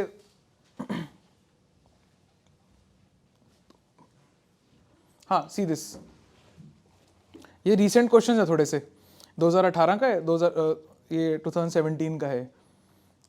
तो यहाँ पे ट्रेडिशन दिया हुआ है, स्टेट दिया हुआ है, राइट, और पूछा हुआ है which of the pairs given above is are correct, right. अब थोड़ा सा और चेंज कर दिया उन्होंने, हाउ मैनी पूछने शुरू कर दिए, 1 सही है, 2 सही है, 3 सही है, राइट. थोड़ा सा और चेंज हुआ है, but this is the general layout इस टाइप के टॉपिक में जो आएगा, राइट. तो अगर हम गंगा सागर मेला पढ़ रहे हैं तो हमको और भी देखने पड़ेंगे साथ के, राइट, कि और कौन कौन से मेजर इस टाइप के फेयर हैं जो लगते हैं. और we can stick to the theme कि गंगा के किनारे लग रहे हैं तो गंगा के किनारे जितने भी मेजर मेले हैं, राइट, उसको हम देख लेते हैं.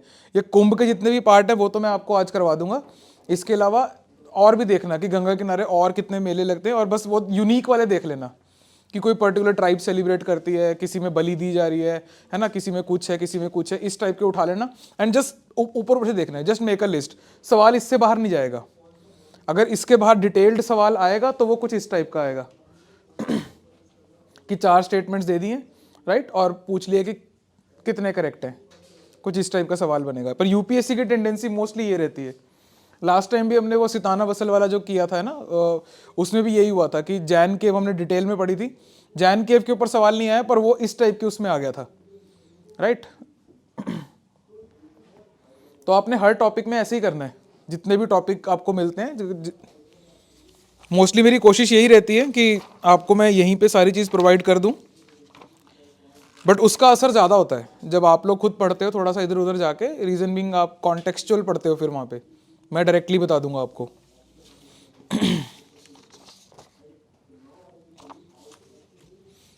वो ऐसा था ना, कैंपिंग वगैरह पे कभी कभी गए हो वहाँ पे ना, तो वहाँ पे आप सारा पहले टेंट लगाते हो खुद ही, फिर थक वक जाते हो, फिर आप खुद खाना कुक करते हो, और वो पता नहीं क्यों ज़्यादा टेस्टी लगता है ना।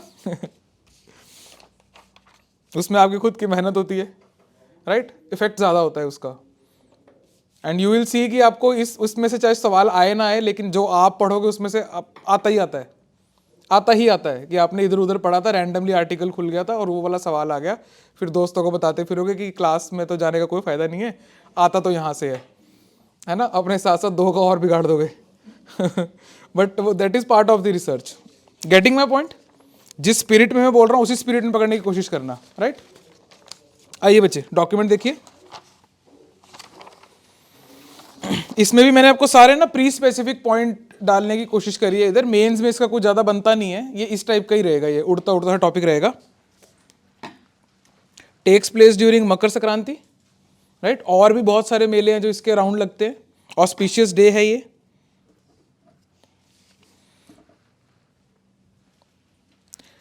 सेकंड पॉइंट देखिए उसमें, Sagar island and at the confluence of Ganga and bay of Bengal. इसके अलावा and commemorates the legendary king Bhagiratha descent of the Ganges to earth. ये सारे आपके इस टाइप के सवाल में बने गए जो मैं आपको नेक्स्ट दिखा रहा था बच्चे।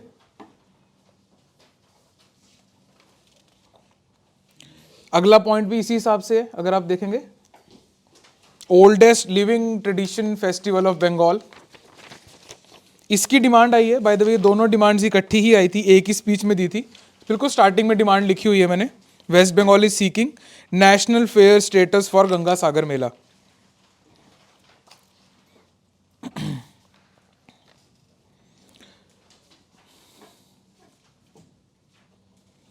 इसके बाद पेज नंबर 2 पे बच्चे सेकंड पॉइंट आप देखेंगे, it is mentioned in both Ramayana and Mahabharata. ये सारे प्री स्पेसिफिक पॉइंट्स हैं, ये है ना, थोड़ा ध्यान रखना है इनको। और कब स्टार्ट हुई है पिलग्रिमेज, क्यों हुई है, right, that is also given in the next point. As it is पूछा जाएगा आपसे।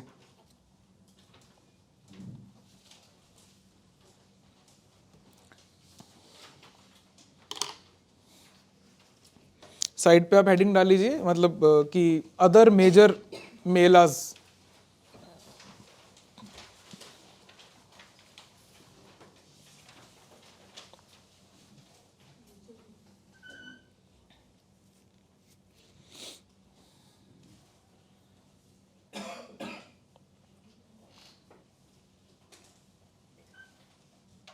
नंबर 1 कुंभ, कुंभ मेला, KUMBH।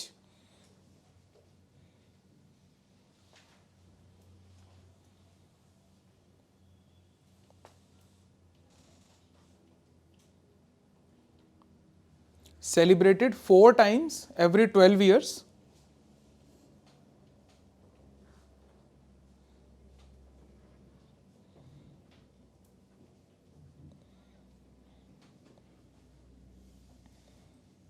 कॉमा, ये मैं ना स्टेटमेंट थोड़ी छोटी करके लिखवा रहा हूँ, सेंस खुद बना लेना इसकी, राइट, आपको फैक्ट की तरह ही दे रहे। कॉमा, साइट रोटेटिंग बिटवीन, 4 जगहों के बीच में साइट रोटेट होती रहती है, बिटवीन 4 पिलग्रिमेजेस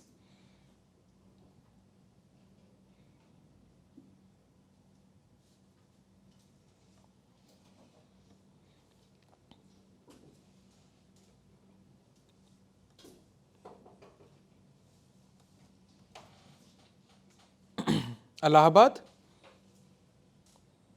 या फिर क्या कहेंगे, हाँ डाल लेना ब्रैकेट में,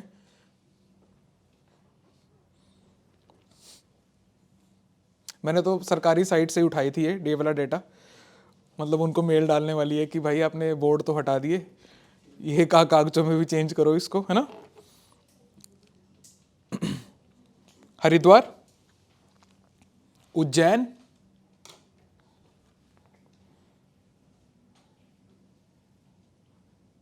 Nashik, NASHIK।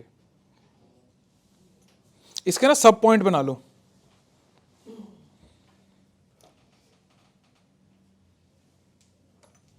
Ardh Kumbh, ARDHA, Ardhkumbh, half.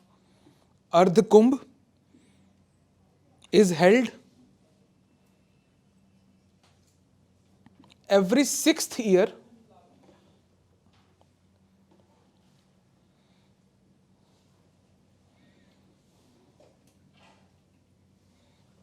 comma at only 2 places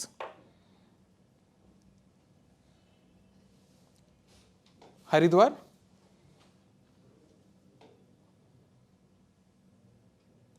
and Allahabad / Prayagraj.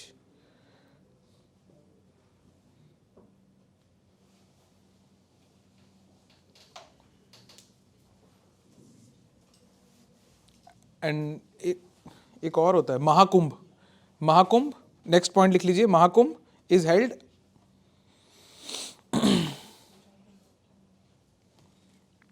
Anybody knows कि कब होता है ये?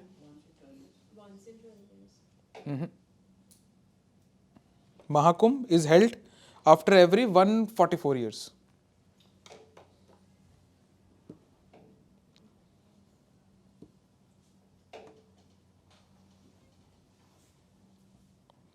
Is held after every 144 years. Next is इसको कई बारी we deem as world's largest cattle festival, cattle fair, festival तो नहीं, कैटल फेयर, हाँ, पुष्कर मेला, राइट। नेक्स्ट लिख लीजिए, second is Pushkar Mela, annual 5-day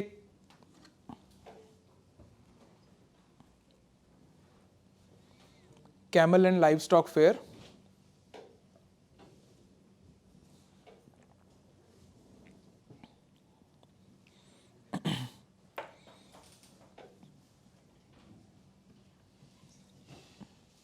कहाँ होता है ये? हाँ, हैंस द नेम, राइट। ये तो वही बात होगी कि अगर हम यहाँ मेला रखें और उसको मोहाली मेला के नाम से कर दें और सवाल आ जाए कि कहाँ होता है, right. At Pushkar, held in Pushkar, Rajasthan. एक और इम्पॉर्टेंट है जो जिसके दो काफ़ी टाइम से न्यूज़ में आ रहा है, next is Hemis Gompa fair.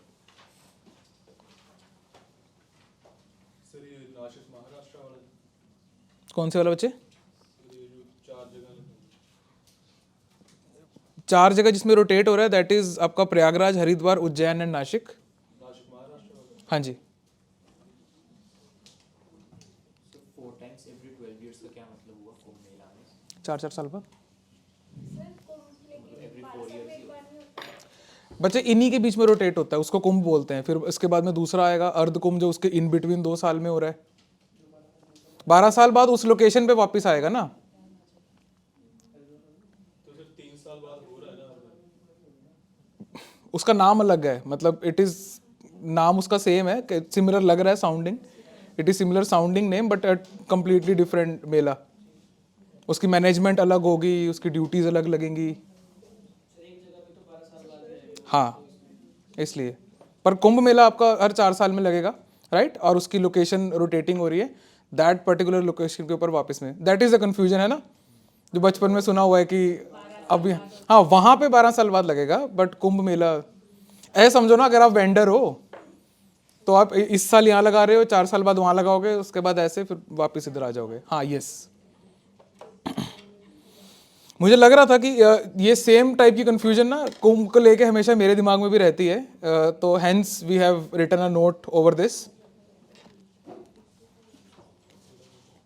हाँ जी, कॉटन कैंडी खा के ही मानोगे मेले में? सेम है, थोड़ा सा तंग करता है ये। आपका भी यही डाउट था कि 4? हाँ, ये तो सी सेट का सवाल बन गया ना सडनली, लास्ट में घूमता घूमता ये LR लॉजिकल रीजनिंग में चला गया ये। इफ अमेला इज है ना, ऐसे करके कुछ बनेगा इसका.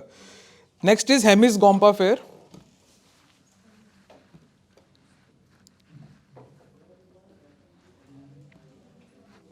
मतलब अगर आप लोग सेलेक्ट हो जाओ और आपको लद्दाख रीजन मिला हो तो मतलब practically I am granting right now I will visit you guys there, जो भी वहाँ पे पोस्टेड होगा, और ये मेला देखेंगे, ठीक है.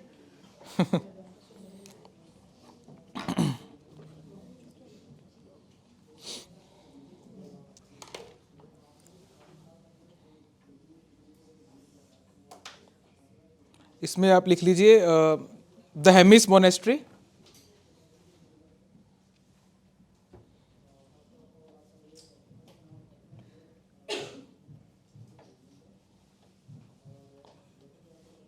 commemorates the birth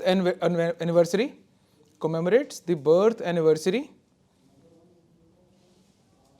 of Guru Padmasambhav.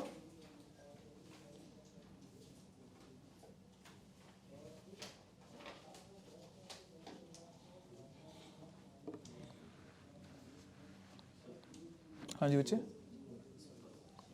Birth anniversary of Guru Padmasambhava, PADMASAMBHAVA, ठीक है जी.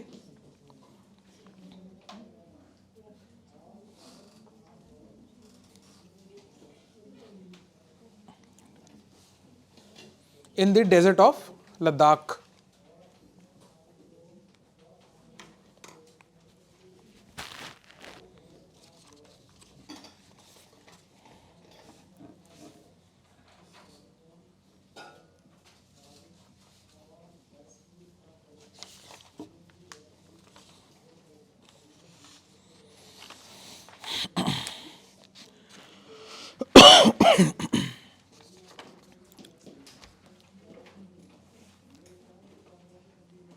बच्चे सागर आइलैंड के ऊपर ना एक शॉर्ट नोट डाल लेते हैं, ये आपको मेंस में काम आएगा. अब जो हम नेक्स्ट एक्टिविटी कर रहे हैं ये मेन स्पेसिफिक है.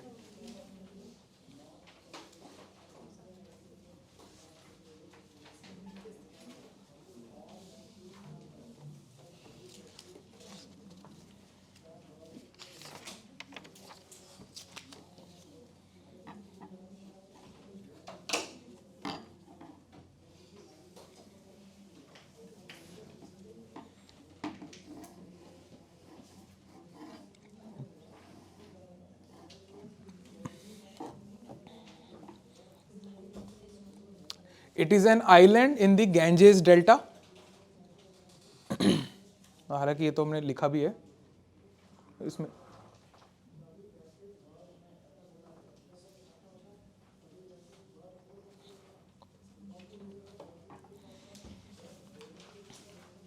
Full stop. नेक्स्ट लिखिए, it is a part of Sundarbans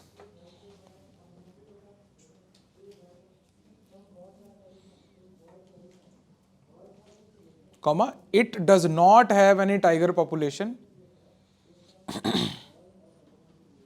or mangrove forests.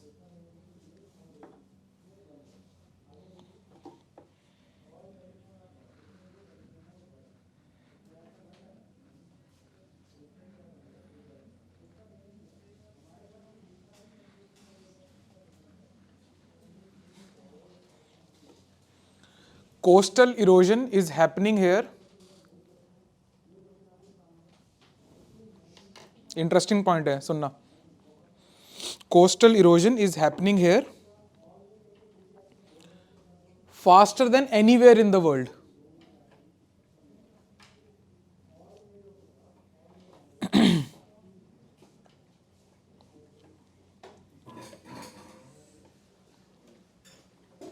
Climate scientist के लिए ना ये पर्टिकुलर एरिया एक एम्बलम की तरह है.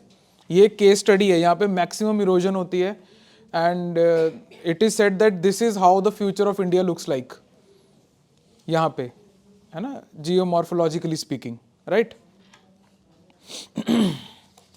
छोटा सा काम कर लेते हैं, फिर मेरे पास लिखे नहीं हुए. What can be the factors हो रहा है ऐसा? ठीक है, लिखिए factors affecting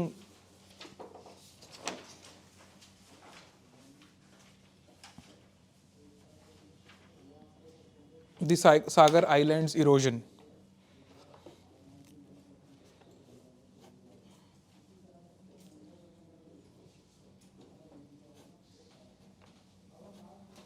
बच्चे देखो, अब पॉइंट आपका वैलिड है, लेकिन हमने फैक्टर्स किसके पूछे? इरोजन। तो हमको प्राइमरी, अब हमारा जो रीजन होगा ना, जिससे टॉप पे लिखेंगे सी लेवल राइज हो रहा है, वो तो समर्ज तो हो ही रहा है, वो तो अलग अलग इशू है, राइट। बट हम पूछ रहे हैं कि what are the factors of erosion, कि इरोजन सबसे ज्यादा मैक्सिमम यहाँ पे क्यों है, राइट। सी लेवल राइज तो अगर मैं इसके अलावा बाकी जगह लिखूंगा तो बाकी जगह भी वैलिड होगा। What are the factors of erosion, हाँ कुछ इस टाइप में जाएगा ये।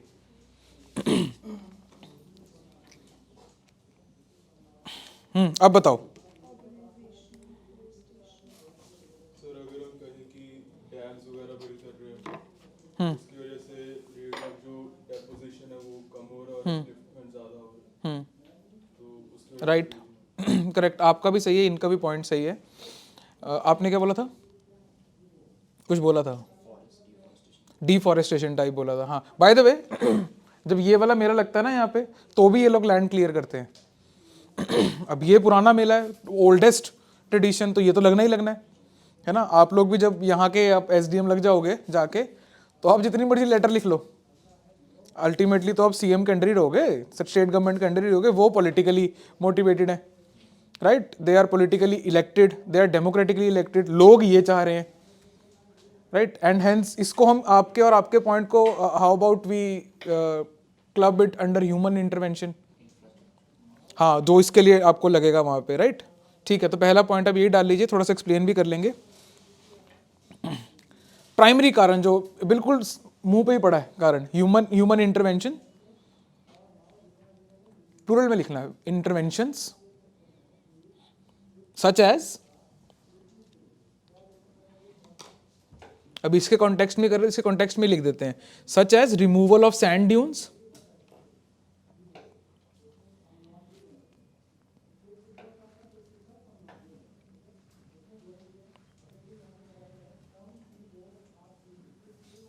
and vegetation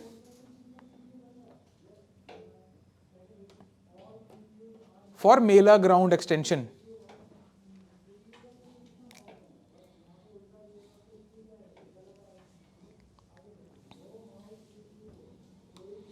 और एक इनका point that is also valid, primary कारण में यही दो आते हैं वैसे, रिड्यूस्ड सेडिमेंट इनफ्लक्स, यही कह रहे थे आप? हाँ, reduced sediment influx from Ganga मेघना Brahmaputra river system,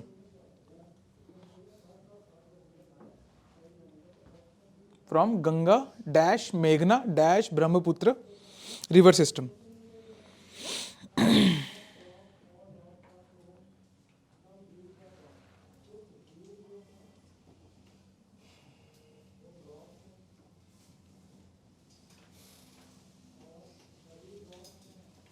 river system तो इरोड करेगा ना, मतलब ये तो कॉज है इरोजन का, हाँ वही पूछ रहे हैं हम। तो मतलब वो सेडिमेंट्स रिड्यूस कर रहा है, तो मतलब दोनों तरीके से अच्छा हाँ, तो वो आ नहीं रहे उसमें, मतलब ओवरऑल इरोजन आपको ओवरऑल इसलिए दिखाई दे रही है क्योंकि नया ऐड नहीं हो रहा। इट्स लाइक सेविंग्स अकाउंट, आप खर्चा तो कर रहे हो लेकिन उतना आ नहीं रहा उसमें, तो एक समय बाद क्या होगा, लोन लेना पड़ेगा आपको।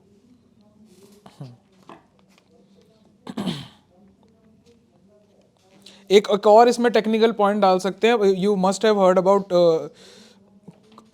कोस्टल जोन मैनेजमेंट अथॉरिटीज, तो उनकी ना कोस्टल जोन डेवलपमेंट की कुछ गाइडलाइंस होती हैं, तो वो फ्लंग होती हैं यहाँ पे, right.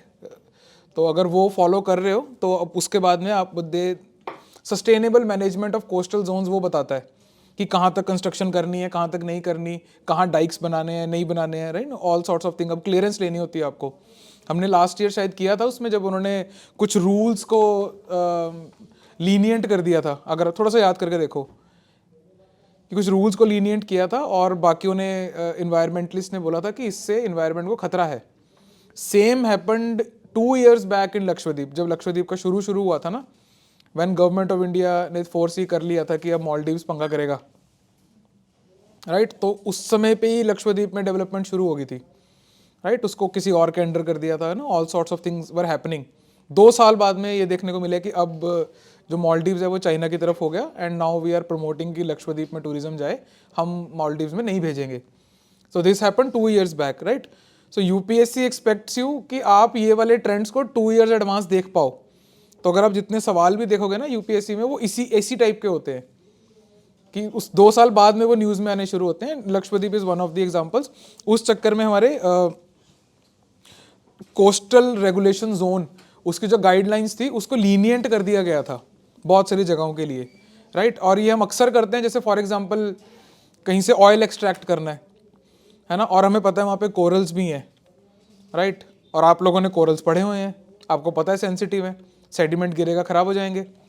Still we pass on the laws कि नहीं, हमें ऑयल तो चाहिए ही है, right. I have told you before also, light नहीं बंद हो जाएगी तो आप लोग भी इन्वायरमेंट का पॉइंट लिखना बंद कर दोगे पेपर में, है ना। तो वी नीड दैट, राइट। आइए बच्चे लिखिए, इसको आसान, बहुत आसान भाषा में लिख लो। Violation of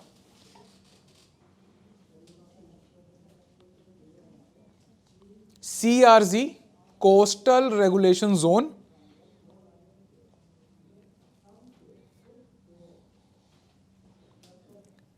code on the island, बस स्ट्रेट फॉरवर्ड।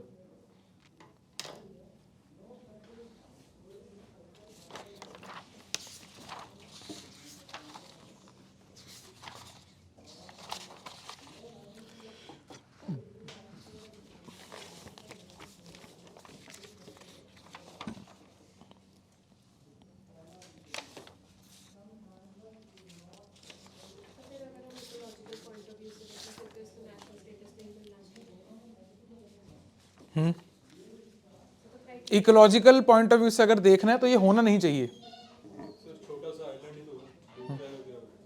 वो चला जाएगा तो क्या हो जाएगा? प्रिसाइसली फिर तो ये होगा ही नहीं ना, फिर वो तो काउंटर प्रोडक्टिव नहीं हो गया। एक तो एक तरफ हम उसको नेशनल स्टेटस दे रहे हैं, फिर हमने वही कर करके आइलैंड ही खत्म कर दिया, फिर मेला कहाँ? अरे सरकार तो 5 साल की होती है, आइलैंड 5 साल तो चलेगा। सर वो भी हमारे लिए, उनके लिए तो बड़ी डील होगी वो, जो वहाँ के लोकल्स हैं। हाँ अरे यार यही है, आप लोग ना, आप लोग फेथ पे नहीं चलते हो, आप लोग चलते हो लॉजिक पे, राइट। लॉजिक के लिए आपको हमें हर एक क्वेश्चन का रीजन के साथ आंसर चाहिए होता है। फेथ, फिर आप एक रोड ब्लॉक हिट करते हो लॉजिक के बाद में, एक चलते रहते लॉजिक के साथ में चलते रहते हो। एक समय ऐसा आता है जब आपको ना फेथ का सहारा लेना पड़ता है, और हम जैसे लॉजिकल इंसान हम मान लेते हैं कि नहीं पता अभी। For example what is inside a black hole, है ना, we don't know, we admit it कि हमें नहीं पता, हमें सरफेस तक का पता है, हमारे पास ये वाली इक्वेशंस आ गई हैं, ये सब पता है। यहाँ पे उल्टा है, आप बहस नहीं कर सकते हो, यहाँ फेथ है। इसका उल्टा सिस्टम है, that first you believe in this thing then logic starts according to this, right. आप लोगों का फेथ लास्ट में आता है कि कुछ तो होगा, इनका पहले आता है।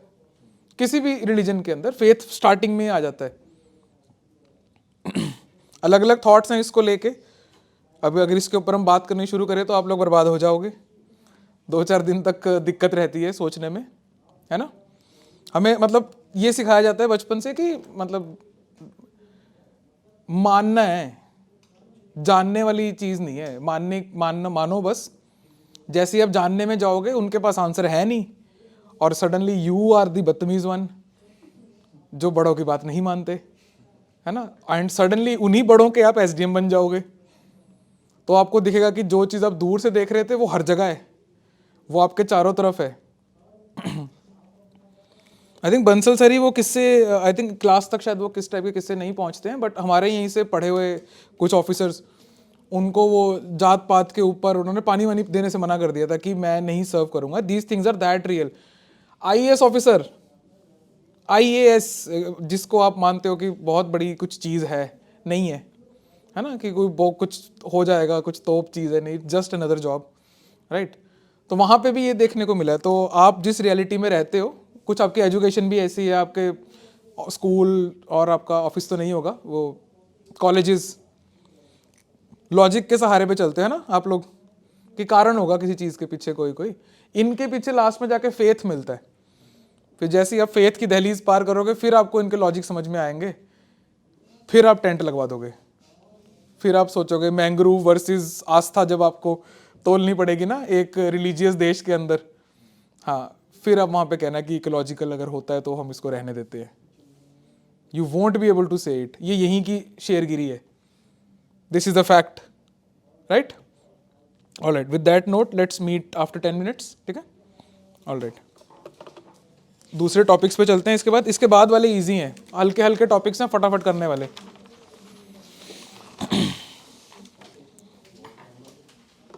ठीक है, online will be meeting in 10 minutes, take a break.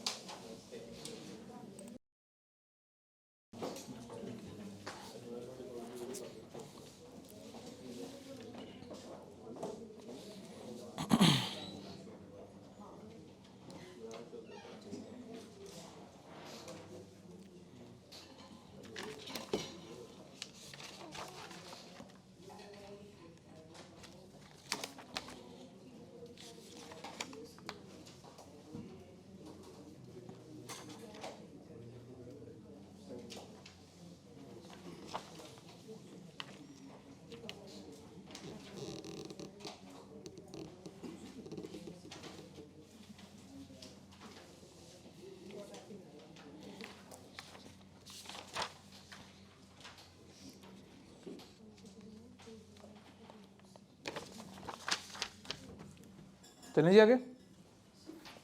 एक यहाँ पे ऑनलाइन उन्होंने अच्छा पॉइंट भेजा हुआ था, no natural barrier mangrove forest. तो मैंने आपको पहले बोला कि उसमें मैंग्रोव फॉरेस्ट वगैरह नहीं है, तो that is also a factor की इरोजन ज़्यादा होती है।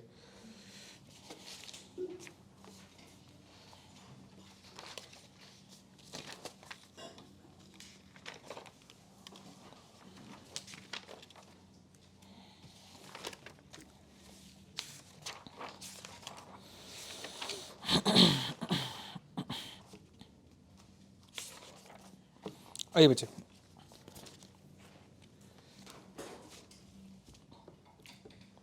यहाँ पे बैठे हुए थे ना लोग,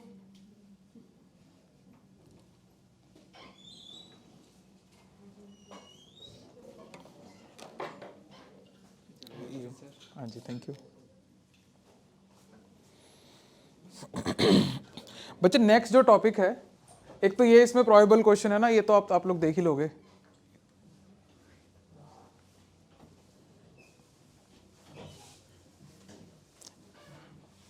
पढ़ो इसको एक बार।